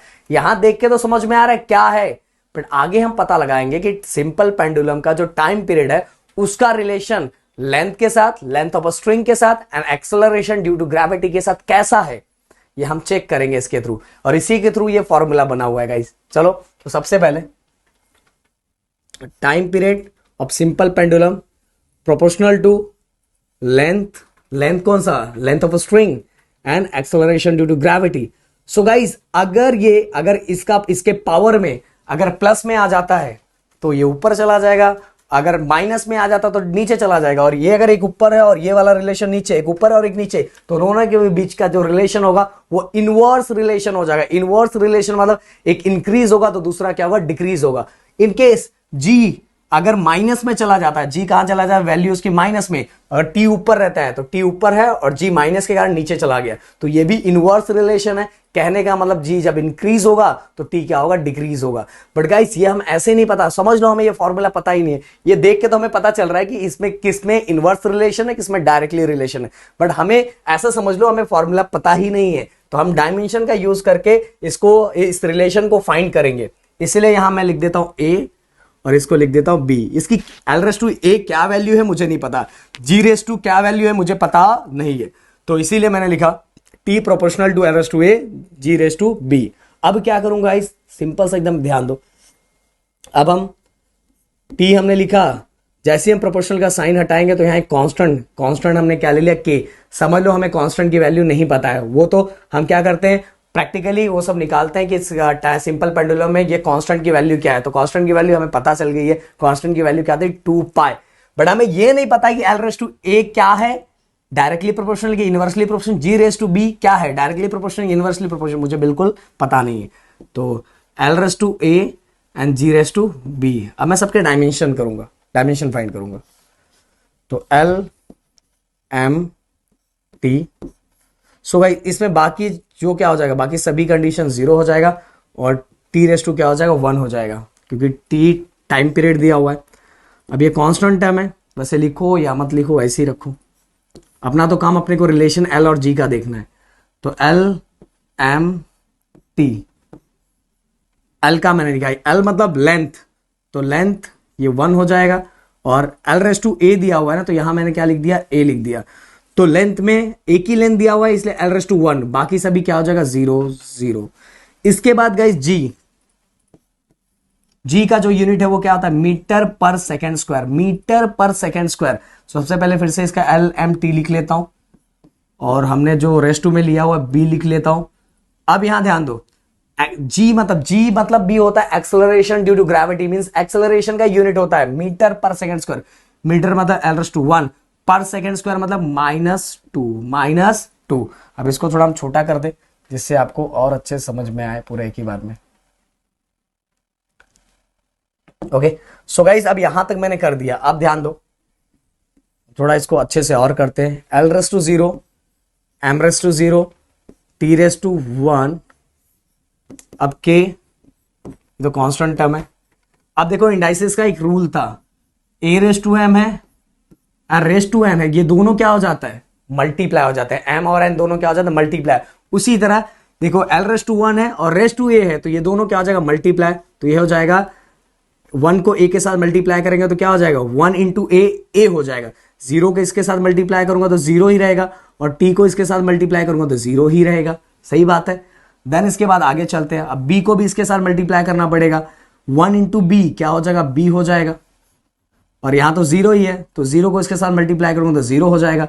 यहां मल्टीप्लाई करेंगे -2 को b के साथ, तो क्या हो जाएगा -2b। तो गाइस ये हो गया। बट अभी तक सर हमें पता नहीं चला कि इसकी वैल्यू क्या है। ये जो है इसकी वैल्यू है ना, इसकी वैल्यू l⁻a और g⁻b की वैल्यू क्या है, क्योंकि वो वैल्यू जब हमें पता चलेगा ना तो हमें पता चलेगा कि t के साथ उसका रिलेशन क्या था, इनवर्स रिलेशन था कि डायरेक्ट रिलेशन था। अभी तक पता नहीं चला है। अब हम क्या करेंगे इस पता है, अब हम एक चीज और करने वाले। क्या करने वाले, अब कंपैरिजन करने वाले हैं। ध्यान से देखो कैसे, पहले एक चीज और कर लेता हूं मैं, फिर इसका हम कंपैरिजन करेंगे। l⁻0 m⁻0 and t⁻1। Then guys ये दोनों को एक साथ कंबाइन कर लेता हूं, दोनों की वैल्यू को, l m t। अब देखो, जब बार बार मैंने बोला कि जब भी बेस सेम होता है और मल्टीप्लाई हो रहा है तो पावर क्या हो जाएगा, प्लस। तो यहां a+b हो जाएगा, ये क्या हो जाएगा a+b हो गया। 0 + 0 0 ही रहेगा। इसके बाद ये थोड़ा हम बड़ा कर दे, t क्या हो जाएगा 0 + -2b। ओके, तो इसका आंसर क्या हो जाएगा प्लस माइनस माइनस, इसलिए डायरेक्ट मैं यहां लिख देता हूं, मैंने आपको दिखाने के लिए लिखा, तो प्लस माइनस माइनस, इसलिए इसकी डायरेक्ट वैल्यू क्या हो जाएगी, t⁻2b हो गया। तो गाइस यहां देखो मैंने इसको दोनों को कंबाइन करके भी लिख लिया। अब पर अभी तक सर ये a और b की वैल्यू हमें मिली नहीं, तो मिलेगा ना यार, थोड़ा वेट करो, जल्दी मिलेगा। अब ध्यान दो, अब इस L का और इस L का कंपैरिजन a+b, इसका जो पावर है a+b, इसका कंपैरिजन इसके पावर के साथ करेंगे तो a+b इक्वल टू कितना आ जाएगा 0। कंपैरिजन करेंगे एंड ये दोनों तो 0 ही है, तो इसका कंपैरिजन करके मतलब नहीं। t वाले का कंपैरिजन करेंगे तो -2b इक्वल टू कितना दिया 1 दिया हुआ है। तो सबसे पहले हम कंपैरिजन करते हैं, तो -2b इक्वल टू p वाले के पावर का t वाले के पावर के साथ कंपैरिजन करेंगे, क्योंकि हमें a और b की वैल्यू निकालनी है ना। तो देखो t⁻2b लिखा हुआ या t⁻1 दिया हुआ, इसलिए ये दोनों का मैंने कंपैरिजन किया। अब b इक्वल टू, देखो ये मल्टीप्लाई इक्वल की साइड आया तो डिवाइड में, ये हो जाएगा -1/2। ये माइनस अपना साथ में लाएगा। बहुत बार स्टूडेंट क्या करते हैं पता है, क्या गलती करते हैं, इनको ये बोलता हूं कि मल्टीप्लिकेशन है तो मल्टीप्लिकेशन को इक्वल के दूसरे साइड लेके जाते हैं तो क्या होता है, डिवाइड हो जाता है ना। तो डिवाइड तो लेके जाते हैं प्लस, ये माइनस को भी प्लस कर देते हैं यार। हमने वहां मल्टीप्लिकेशन को डिवाइड में कन्वर्ट किया, प्लस माइनस नहीं कर रहे हैं, समझ में आ रहा है कि नहीं। इसलिए ये मल्टीप्लिकेशन इक्वल की साइड है तो डिवाइड हो गया। तो b की वैल्यू हमारे पास हमें मिल गई। v की वैल्यू कितनी होगी, b इक्वल टू -1/2। अब हमें ये वाला l वाला कंपैरिजन m वाला कंपैरिजन करके मतलब ही नहीं, क्योंकि दोनों 0 ही है। l का पावर कितना a+b इक्वल कितना है l⁻2 कितना है l⁻0, तो 0 हो गया। अब देखो b की वैल्यू हमारे पास ऑलरेडी है, b की वैल्यू कितनी है माइनस, तो प्लस माइनस माइनस हो जाएगा, तो यहां हो जाएगा 1/2 इक्वल 0। देखो यहां माइनस था, प्लस माइनस क्या हो गया माइनस। अब गाइस 1/2 को इक्वल के दूसरे साइड लेके जाऊंगा तो ये क्या हो जाएगा प्लस, 1/2 इक्वल के दूसरे साइड गया था प्लस हो गया। सो गाइस दोनों वैल्यू हमें मिल गई। कलर थोड़ा चेंज कर लेते हैं, ये हो गया हमें b की वैल्यू और ये हो गया हमारा, ये नहीं सेकंड इक्वेशन है ना, ये हमारे a की वैल्यू, दोनों वैल्यू मिल गई। क्लियरली दोनों वैल्यू आपको दिख रहा होगा, b की वैल्यू हो गई -1/2 एंड a की वैल्यू हो गई 1/2। अब दोनों की वैल्यू को हम यहां पुट कर देंगे, कहां पुट कर देंगे, यहां वाला, ये देखो। चलो करते हैं एक बार और, छोटा सा थोड़ा करना पड़ेगा क्योंकि और अच्छे से दिखे थोड़ा पे, ये देखो। और ये सभी आपको चाहिए तो गाइस ये पूरे टेलीग्राम पे डिस्क्रिप्शन में लिंक दिया, और टेलीग्राम जाके ज्वाइन कर लो, वहां मेरा इंस्टाग्राम भी है, फॉलो कर सकते हो, और वहां टेलीग्राम पे ये सभी आ जाएगा सॉल्व किया हुआ। देन गाइस क्या दिया हुआ, अब यहां हम लिखेंगे put second and third in first. तो फर्स्ट क्या दिया हुआ है, t इक्वल के l⁻a एंड g⁻b। थोड़ा और कलर चेंज करते हैं, कौन सा कलर ले, कौन सा, व्हाइट। तो अब देखो l⁻a कितना दिया हुआ है, a कितना है हमारा 1/2, g कितना आया -1/2। ओके, तो और थोड़ा छोटा करते हैं फाइनल स्टेटमेंट के लिए। आपने तो स्क्रीनशॉट लेते ही जा रहे हो, अब यहां कर देता हूं मैं। सो गाइस मेरा आंसर अभी तक कितना है, p equal a l raise to 1/2 and g raise to -1/2। अब अगर देखो 1/2, जब भी मैं 1/2 को अगर मुझे हटाना है तो वहां क्या लग जाता है, रूट। क्या लग जाता है, रूट, स्क्वायर रूट लग जाता है। तो स्क्वायर रूट लगा दें। ये देखो दोनों में 1/2 है, पर एक में प्लस एक में माइनस है, तो माइनस वाला नीचे चला जाएगा, प्लस वाला कहां रहेगा, ऊपर रहेगा। पर 1/2 दोनों का मैंने हटा दिया तो डायरेक्ट दोनों में क्या लग जाएगा, रूट, अंडर रूट लग जाएगा। तो चलो ये देखो ऐसा के अंडर रूट, ये l पॉजिटिव इसलिए ऊपर, और g की वैल्यू जो माइनस थी इसलिए नीचे आ गए। ये देखो रिलेशन, इससे हमें पता चल गया t और l और g में रिलेशन क्या है, कौन सा इनवर्सली है कौन सा डायरेक्टली है। तो t g के साथ, हाँ एक और होमवर्क है आपके लिए, ये दूसरा होमवर्क है। दोनों होमवर्क का आंसर जो देगा उसी का मैं वीडियो में, नेक्स्ट वीडियो में नाम लेने वाला हूं। t एंड g का रिलेशन क्या है, t के साथ g इनवर्सली प्रोपोर्शनल है या डायरेक्टली प्रोपोर्शनल है, t के साथ l इनवर्सली प्रोपोर्शनल है कि डायरेक्टली प्रोपोर्शनल है, ये मुझे कमेंट में लिख के आप मुझे बताओगे। सो गाइस ये हो गया पूरी तरह से। आप एक बार स्क्रीनशॉट भी ले सकते हो या तो आप वीडियो पीछे करके देख सकते हो। चलो चलते हैं next. To find the conversion factor the units of same physical quantity into different system of unit. देखो फिजिकल क्वांटिटी सेम रहेगी, फिजिकल क्वांटिटी सेम मतलब हम यहां बात करने वाले एनर्जी की। तो एनर्जी का जो यूनिट है, अगर मैं एसआई यूनिट की बात करूं तो जूल है। क्या है, जूल। अगर मैं उसके सीजीएस यूनिट की बात करूं तो अर्ग है। अगर मैं जैसे क्वेश्चन आपसे पूछता हूं कि 1 metre equal to how much centimetre, तो बोलोगे sir 1 metre equal to 100 centimetre. तो जो मीटर है, ये जो दोनों मीटर और ये सेंटीमीटर है, ये दोनों सेम फिजिकल क्वांटिटी है, सेम फिजिकल क्वांटिटी है। कौन सी क्वांटिटी है, सेम फिजिकल क्वांटिटी है, बट दोनों का सिस्टम ऑफ यूनिट अलग है। ये है एसआई और ये है हमारा सीजीएस, ये है हमारा एसआई और ये है हमारा सीजीएस। तो दोनों के बीच में कन्वर्जन फैक्टर कैसा होगा, कन्वर्जन फैक्टर कितना होगा, तो 1 मीटर इक्वल टू इसका कन्वर्जन फैक्टर कितना है, 100 सेंटीमीटर। समझ में आए। बट आपके बुक में जो दिया हुआ है, क्योंकि एग्जाम में आपके वही आने वाला है, तो हम वही वाला सॉल्व करेंगे। वर्क का भी वही होता है, वर्क का भी यूनिट वही होता है, एनर्जी का भी वही होता है, समझ लो। हाँ, ये कंफ्यूज नहीं होना। तो हम यहां लिखेंगे 1 जूल इक्वल टू एक्स अर्ग। अब देखो दोनों सेम फिजिकल क्वांटिटी है, दोनों वर्क का बोलो या एनर्जी का बोलो, दोनों सेम फिजिकल क्वांटिटी है, बट हमें कन्वर्जन फैक्टर फाइंड करना है different system of unit. Different system of unit मतलब ये एसआई है और ये क्या है, सीजीएस है। पर फिजिकल क्वांटिटी दोनों सेम है बट सिस्टम ऑफ यूनिट अलग अलग, ये एसआई और सीजीएस। तो दोनों का कन्वर्जन फैक्टर कितना होगा ये मुझे फाइंड करना है कि 1 joule equal to how much erg, कितना अर्ग होता है। तो चलो फाइंड करते हैं। सो 1 जूल एक्स अर्ग। अब गाइस हमें क्या करना पड़ेगा, इसका डायमेंशन लिखना पड़ेगा। क्या लिखना पड़ेगा, डायमेंशन। देखो मैंने बताया जूल और अर्ग दोनों वर्क का ही है, तो वर्क का ही डायमेंशन लिखो। वर्क का डायमेंशन क्या था, L raise to 2, M raise to 1 and T raise to -2। अब सेम हम यहां अर्ग भी वर्क का ही है, तो उसका भी डायमेंशन सेम ही लिखेंगे, same dimension L raise to 2, M raise to 1 and T raise to -2। अब गाइज यहां देखो क्या होता है पता है, कि दोनों का डायमेंशन सेम है, तो हमें इस दोनों को अलग अलग लिखना पड़ेगा, नहीं तो पता चल दोनों कैंसिल हो जाएगा। इसलिए जूल वाले को हमने 1 1 दे दिया एंड अर्ग वाले को हमने क्या दे दिया, इसके डायमेंशन को 2 2 दे दिया। नहीं तो क्या होगा पता है, दोनों सेम हो गए, दोनों कैंसिल हो जाएंगे ना, ऐसा नहीं चाहिए। हमें तो ये एक्स की वैल्यू फाइंड करनी है। इसके बाद गाइस नेक्स्ट में हम क्या करेंगे, हमें एक्स की वैल्यू फाइंड करें, तो इसको हम डिवाइड में लेके आ जाएंगे। तो ये कैसे हो जाएगा, L raise to 2, M raise to 1 and T raise to -2। और ये 1 1 1 मतलब 1 दे दिया, जूल वाले को 1 दे दिया, और इसके डिवाइड में ये L raise to 2, M raise to 1 and T raise to -2, और इसको दे देते 2 2 2।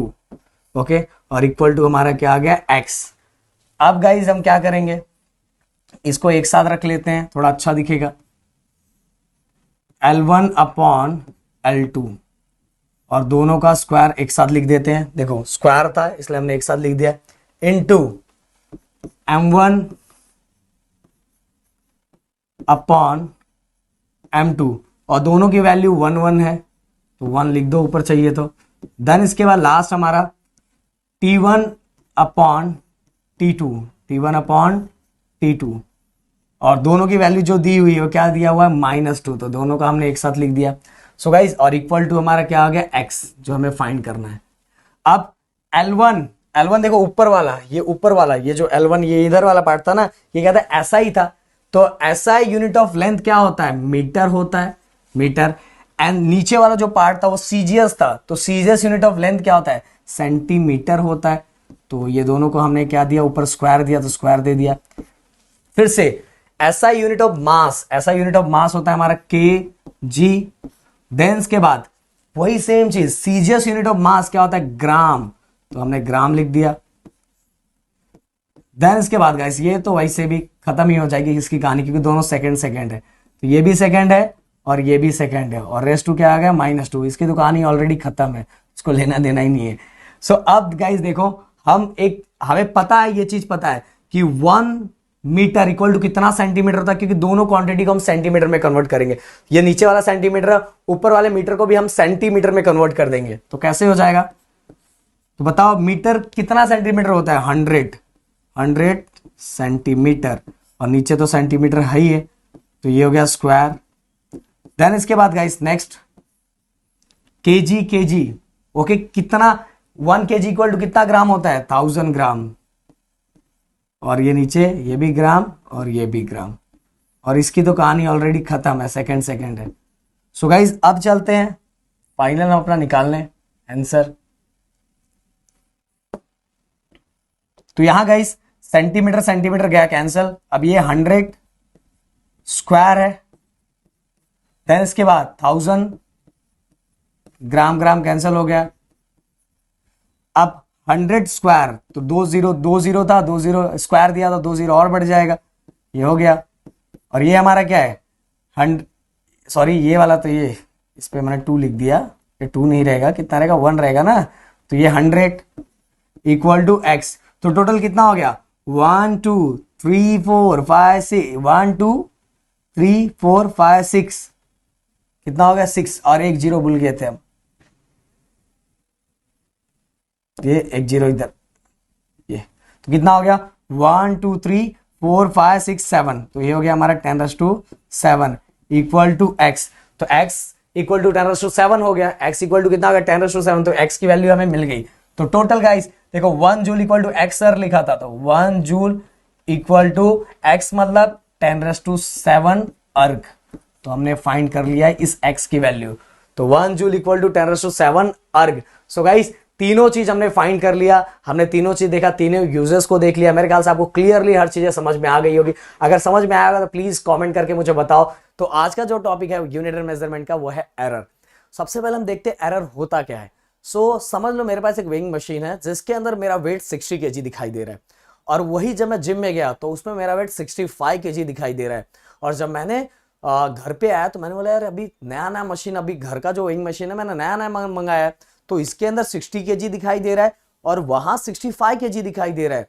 तो जब मैंने पूरा पता लगाया, मुझे सब कुछ चीजें अच्छे से पता चली, तो मुझे पता चला जो जिम का मशीन था ना वो गड़बड़ है, उसमें कुछ ना कुछ गड़बड़ है। और कितना गड़बड़ है, 65 kg, मतलब 5 kg का गड़बड़ है।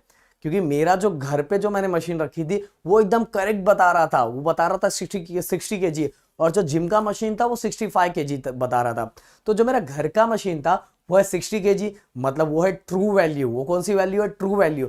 और जो जिम का मशीन है वो बता रहा था 65 kg, वो मेरा था मेजर्ड वैल्यू। तो मेजर्ड वैल्यू में से जब मैंने ट्रू वैल्यू को माइनस किया तो मुझे जो डिफरेंस मिला वही डिफरेंस था मेरा एरर। क्या था, एरर। तो एरर यहाँ कितना हुआ, 5 kg का एरर हो गया। गाइस इतना एरर नहीं होता, बट मैं जस्ट एग्जांपल लेके बता रहा हूं कि ये जो है वो एरर है, पर ये एरर किसके कारण हो रहा है, मशीन के कारण हो रहा है। तो मैंने यहां मेरा 60 kg दिखाई दे रहा है, वहां 65 kg दिखाई दे रहा है। जब मैंने पता लगाया तो मुझे पता चला जो मेरे घर का मशीन है वो परफेक्ट है, पर जो जिम का मशीन है वो गड़बड़ है। तो मेजर्ड वैल्यू में से जब मैं ट्रू वैल्यू को माइनस करता हूं, मेजर्ड वैल्यू मतलब जो एक्चुअल जो डिफरेंस वैल्यू था 65 kg, उसमें जो ट्रू वैल्यू था, ट्रू वैल्यू कितना था 60, तो 65 में से जब मैं 60 को मैंने माइनस किया और जो 5 का डिफरेंस मिला वही मेरा था ट्रू, वही मेरा था एरर। क्या था, एरर। सो गाइस मेरे ख्याल से एरर क्लियर हो चुका होगा। तो difference between measured value and true value, इसी को हम क्या बोलते हैं, एरर बोलते हैं। क्या बोलते हैं, एरर। ओके, जैसे एग्जांपल मैंने दिया भाई, इसको ज्यादा सीरियस मत लेना, एग्जांपल बता रहा था एरर होता क्या है। अब गाइस एरर के टाइप देखते हैं। तो दो टाइप के एरर है, एक सिस्टमैटिक एरर, दूसरा रैंडम एरर। अब सर सिस्टमैटिक एरर क्या होता है? सिस्टमैटिक एरर, अब देखो जो मशीन मैंने जिम में यूज की थी जिसके ऊपर मेरा 60 केजी दिखाई दिया था, 65 केजी दिखाई दिया। अब जितने भी लोग आएंगे सबका 5 केजी बढ़ा हुआ दिखाई देगा, सही बात है। जितने लोग उस मशीन का यूज करेंगे सबका 5 केजी इंक्रीज होता हुआ दिखाई देगा। अगर जिसका 60 होगा 65 दिखेगा, जिसका 70 होगा 75 दिखेगा। देखो ये मशीन की गड़बड़ी के कारण दो प्रॉब्लम हो जाएगा। बेचारा जो जिम में डेली जाता होगा फैट लॉस करने के लिए, वो तो जब उस मशीन पे जाएगा तो उसको खुद हार्ट अटैक आ जाएगा, यार मेरा तो 5 केजी और बढ़ गया। पर बेचारा जो गेन कर रहा होगा, जो मोटा होना चाहता होगा, वो मशीन से उसको प्यार हो जाएगा, बोले यार क्या मशीन है, मेरा तो इसमें जो मेरा मान लो पहले 35 केजी था, अब 40 केजी दिखाई दे रहा है। बट कहने का मतलब क्या है कि वो मशीन जितने लोग यूज करेंगे, हर लोगों का जो वेट रहेगा वो बढ़ा हुआ दिखाई देगा, सबका वेट बढ़ा हुआ दिखाई देगा। अब मान लो कोई ऐसी मशीन है जिसका हम यूज कर रहे हैं जिसके अंदर 5 केजी का डिफरेंस है, मतलब रहना चाहिए 50 पर दिखाई दे रहा 45। तो जितने लोग उस मशीन का यूज करेंगे सबका क्या दिखाई देगा? 5 का डिफरेंस ही दिखाई देगा, 5 का डिफरेंस। तो गाइस ऐसा कोई एरर जिसके अंदर सबका ही पॉजिटिव हो या तो सबका ही नेगेटिव हो, या तो सब उस मशीन में जितने लोग आएंगे सबका क्या दिखाई देगा? पॉजिटिव ही दिखाई देगा। अगर कोई ऐसी मशीन है जिसमें डिफरेंस कम का है तो सबका डिफरेंस कैसा दिखाई देगा? कम ही दिखाई देगा। और ऐसा जो एरर होता है वो सिस्टमैटिक एरर होगा। सो गाइस मैं आप सभी से एक दो एग्जांपल और चाहूंगा, कमेंट में लिख के, ये आपका होमवर्क है, तो कमेंट में लिख के मुझे सिस्टमैटिक एरर का एक दो एग्जांपल और बता सकते हो कि सर हमने यहां देखा था, यहां सिस्टमैटिक एरर हो सकता है। ध्यान देना, सिस्टमैटिक एरर मतलब कोई ऐसी मशीन जिसपे सबका ही इंक्रीज हो जाए या तो सबका ही क्या हो जाए? डिक्रीज हो जाए, यही मेरा होता है सिस्टमैटिक एरर। अब बात करते हैं रैंडम एरर की। रैंडम एरर की बाद में बात करते हैं, पहले सिस्टमैटिक एरर के सोर्सेस की बात कर लेते हैं। सबसे पहले instrumental error, defective calibration of instrument. अब ये सर समझ में नहीं आया क्या मतलब है? देखो भाई, मशीन में ही खराबी है और मशीन की खराबी के कारण जो एरर आ रहा है इंस्ट्रूमेंटल एरर आ रहा है। जस्ट एग्जांपल, अब हम मान लो एमीटर या वोल्ट मीटर की कुछ भी यूज करें तो उसका जो पॉइंट है, वो पॉइंट अगर जीरो के बदले थोड़ा सा जस्ट स्लाइडली थोड़ा सा आगे जाएगा, थोड़ा सा जीरो पे ना जाके तो हमेशा थोड़ा आगे जा रहा है, तो हमेशा जो डिफरेंस आएगा वो थोड़ा आगे का ही आएगा, या तो 0.1 का आएगा, 0.2 का आएगा, हमेशा वही आएगा। हमेशा आएगा कि नहीं? क्योंकि वो मशीन में ही गड़बड़ है। उसका जो कैलिब्रेट होना चाहिए वो जस्ट जीरो पे होना चाहिए, पर वो जस्ट आगे हो रहा है, जस्ट थोड़ा सा आगे हो रहा है। तो जितने बार हम उसको घुमाएंगे डिफरेंस जस्ट थोड़ा सा ही होगा, मतलब 0.1 का हमेशा ही होगा। पर मेरे में गड़बड़ी नहीं है, मुझे मशीन यूज करने भी आता है, और मैं पूरा फोकस लगा के भी मैं देख रहा हूं, बट गड़बड़ किसमें है? मशीन के अंदर। और गाइस एक चीज और बताऊंगा कि अगर मशीन में गड़बड़ी है तो जितना भी है, या अगर मशीन में जो गड़बड़ी है वो इंक्रीज की है, मतलब 0.1 ज्यादा दिखाई दे रहा है, तो सबका वो 0. ज्यादा ही दिखाई देगा, क्योंकि ये किसके सोर्सेस है? ये सिस्टमैटिक एरर का। अब गाइस चलते हैं हम इम्परफेक्शन इन एक्सपेरिमेंटल टेक्निक। अब गड़बड़ कहां होगा पता है?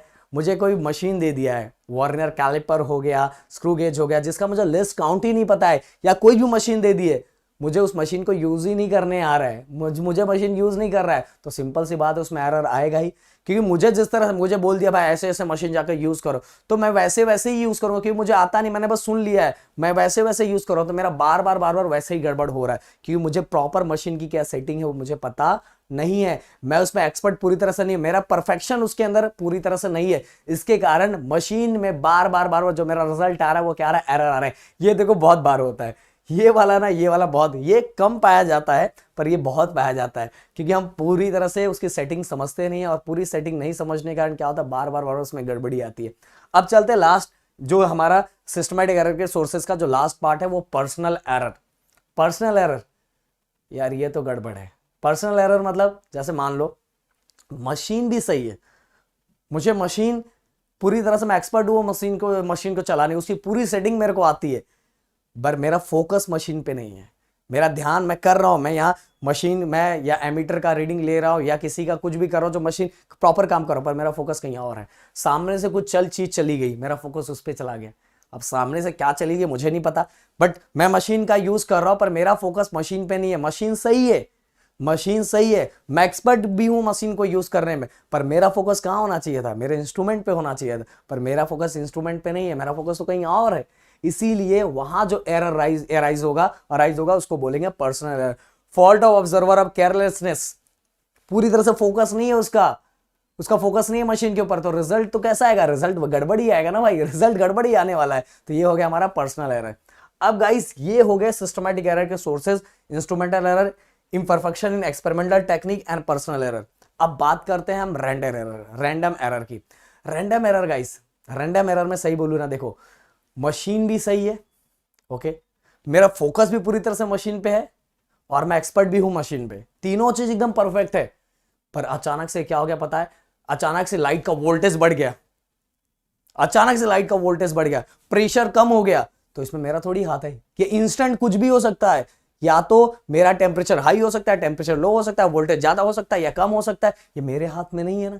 अचानक से कुछ हो गया, अचानक से मान लो भूकंप आ गया, ऐसा होगा नहीं, बता रहा हूं। तो ये कुछ भी हमारा मतलब ये जो हमारे हाथों में नहीं है, इंस्टेंट कोई भी चीजें ऐसी हो गई, ये सभी जिसमें आता है वो रैंडम एरर में। और ये जो एरर होगा, जैसे अब इसमें हमने देखा था सिस्टमैटिक एरर में क्या देखा था, जितने लोग वो मशीन को यूज कर रहे थे सबका इंक्रीज ही था वेट, पर यहां इस कंडीशन में जितने लोग वो मशीन यूज कर सबका वेट बढ़ा ही दिखाई दे रहा था, पर इस कंडीशन में ऐसा नहीं, या तो वो इंक्रीज भी एरर हो सकता है या एरर डिक्रीज भी हो सकता है। हो सकता था मैं यूज कर रहा था तो टेम्परेचर ज्यादा इंक्रीज हो गया था, अचानक में टेम्परेचर इंक्रीज ज्यादा हो गया, कुछ रिएक्शन होने के कारण टेम्परेचर ज्यादा इंक्रीज हो गया, और हो सकता है राहुल सर यूज कर रहे थे तो टेम्परेचर ज्यादा कुछ कम हो गया, वही सेम मशीन सब कुछ सेम।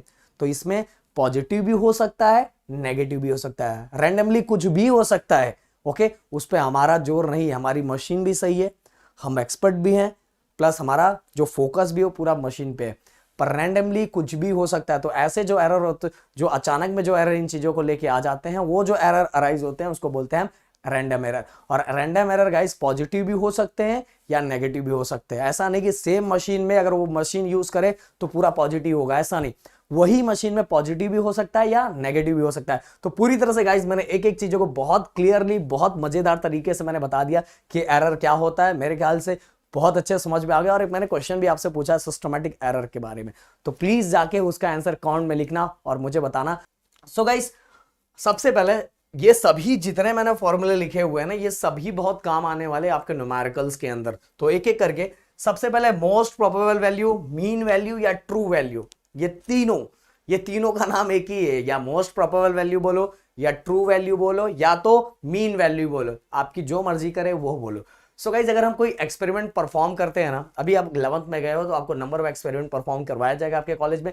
तब जब आप कोई एक्सपेरिमेंट परफॉर्म करते हो तो उस टाइम आप एक बार रीडिंग नहीं लेते हो, नंबर ऑफ टाइम रीडिंग लेते हो। तो मान लो आपने एक बार, दो बार, तीन बार, चार बार, जितने टाइम भी रीडिंग लिया होगा उसको यहाँ लिखा जाता है A1 A2 डैश, मतलब नंबर ऑफ टाइम लिखा हुआ है यहाँ डॉट डॉट डॉट करके, यहाँ इसलिए क्या लिखा हुआ है A ऑफ N, या मैं ऐसा बता देता हूँ A1 A2 A3 dot dot dot number of time, जितनी मर्जी करे उतने टाइम आप क्या ले लो, रीडिंग ले लो। आपने जो रीडिंग लिया हुआ है उस रीडिंग को क्या करते हैं हम लोग, A1 plus A2 plus dot dot dot plus A of N divided by N, divided by मतलब मीन निकाला हुआ है ना, मीन निकालो, जितना भी आप रीडिंग लोगे, जितना भी आपने अगर 4 रीडिंग लिया हुआ है तो डिवाइड किससे करेंगे, 4 से।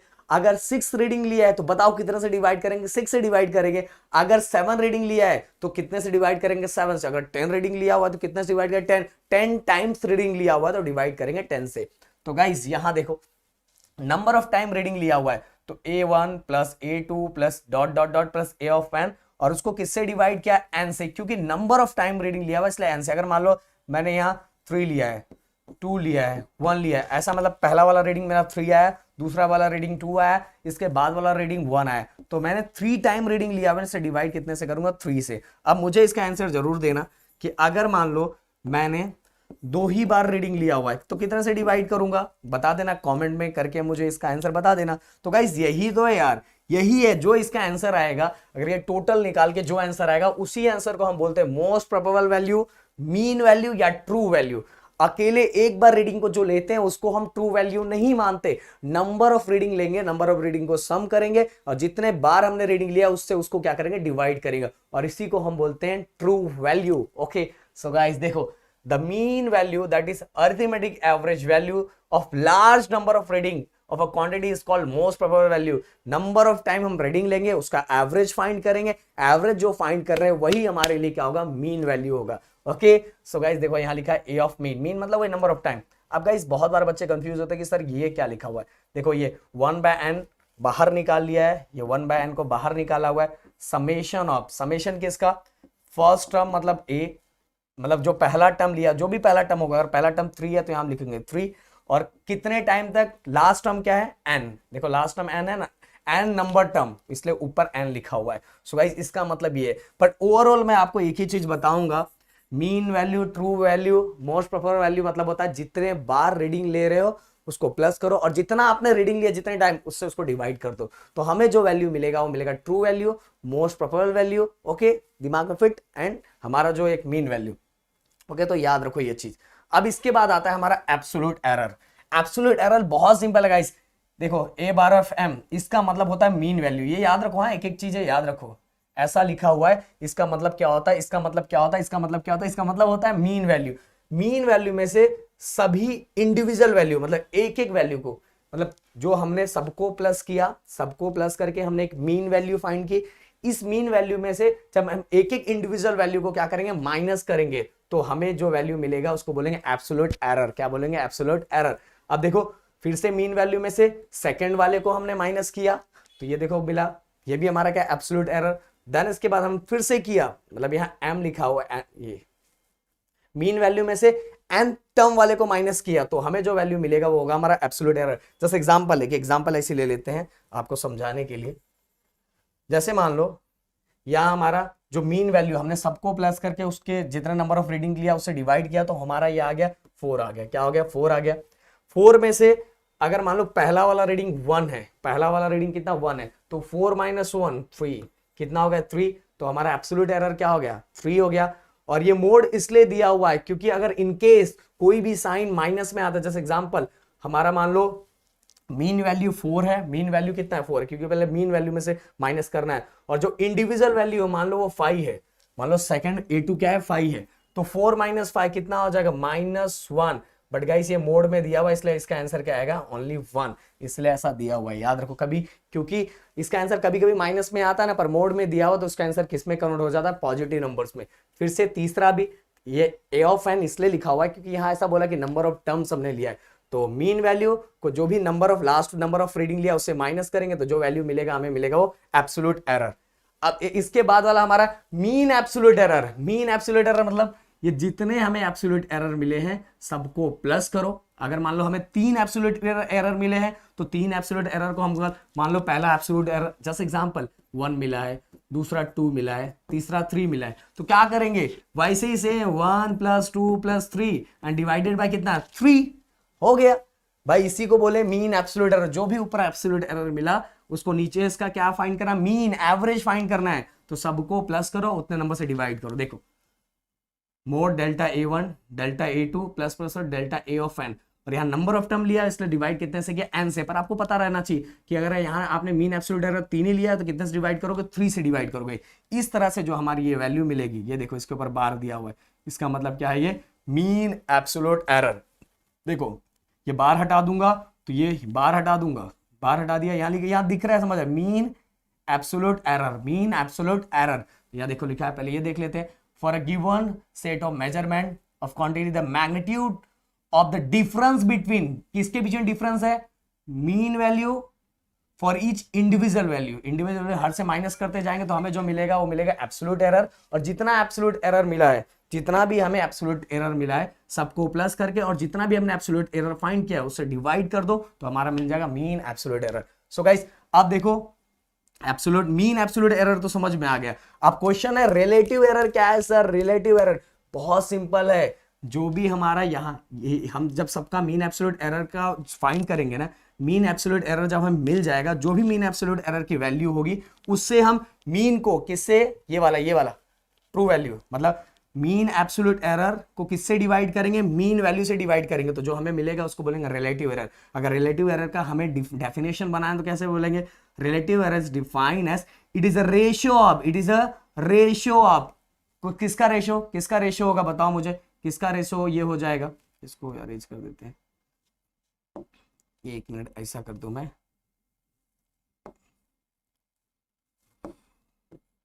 किसका रेशियो हो जाएगा इस सिंपल सा, ध्यान दो, ये हमारा it is the ratio of mean absolute error to mean value या मोस्ट प्रॉपर वैल्यू या ट्रू वैल्यू। मतलब जो हमारा मीन एब्सोल्यूट एरर यहां से आएगा, जो भी वैल्यू आएगी, हम नंबर ऑफ एब्सोल्यूट एरर को नंबर ऑफ टर्म से डिवाइड करेंगे, डिवाइड करके जो भी हमारी वैल्यू आएगी उसको हम मीन वैल्यू से जब हम क्या करेंगे, मीन वैल्यू से जब हम डिवाइड करेंगे तो जो वैल्यू हमें मिल जाएगी वो होगा रिलेटिव एरर। और बस इसके आगे जो भी रिलेटिव एरर आया है उसके आगे बस हम मल्टीप्लाई बाय 100 कर देंगे ना, मल्टीप्लाई बाय 100 करके हमने आंसर निकाल लिया, तो जो हमारा आंसर होगा वो होगा परसेंट एरर। क्या हो जाएगा, परसेंट एरर। तो गाइस बहुत सिंपल तरीका है, एक बार और रिवाइज करवा देता हूं, ध्यान दो एकदम अच्छे से। पहले ये सभी चीजें क्लियर कर देता हूं, एक बार और आपके लिए रिवीजन। सबसे पहले मोस्ट प्रोबेबल वैल्यू क्या होता है, या ट्रू वैल्यू क्या होता है, या मीन वैल्यू क्या होता है, जो नंबर ऑफ रीडिंग हमने लिया हुआ है, जितने टाइम रीडिंग लिया है उतने से उनको क्या करना, डिवाइड। अगर 3 रीडिंग लिया है तो 3 से क्या करना, डिवाइड। तो ऐसे डिवाइड करने का जो हमें वैल्यू मिलेगी उसको बोलेंगे most probable value, mean value या ट्रू वैल्यू। ओके, फिर इसके बाद एब्सोल्यूट एरर। एब्सोल्यूट एरर मतलब difference between mean value and individual value. हर एक वैल्यू, जो एक एक वैल्यू ली थी उसमें से जो हमारा मीन वैल्यू आए, ये वाला मीन वैल्यू, उसमें से एक एक वैल्यू को क्या करना है, माइनस करते जाना। एक एक वैल्यू को हमने माइनस किया तो जो हमें मिलेगा वो क्या होगा, हमारा एब्सोल्यूट एरर। क्या होगा, एब्सोल्यूट एरर।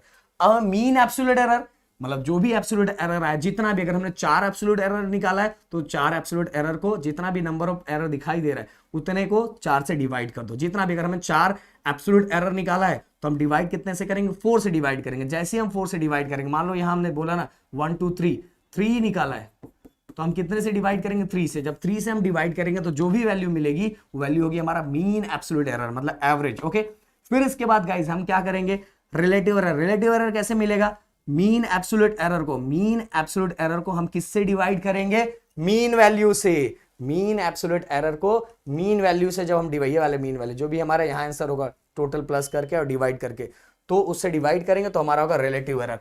अब आता है नेक्स्ट परसेंट वाला। जो भी ये आंसर आया उसको मल्टीप्लाई बाय 100 कर दो, मल्टीप्लाई बाय 100 कर दो, और हमारी जो वैल्यू मिल जाएगी वो होगा परसेंट एरर।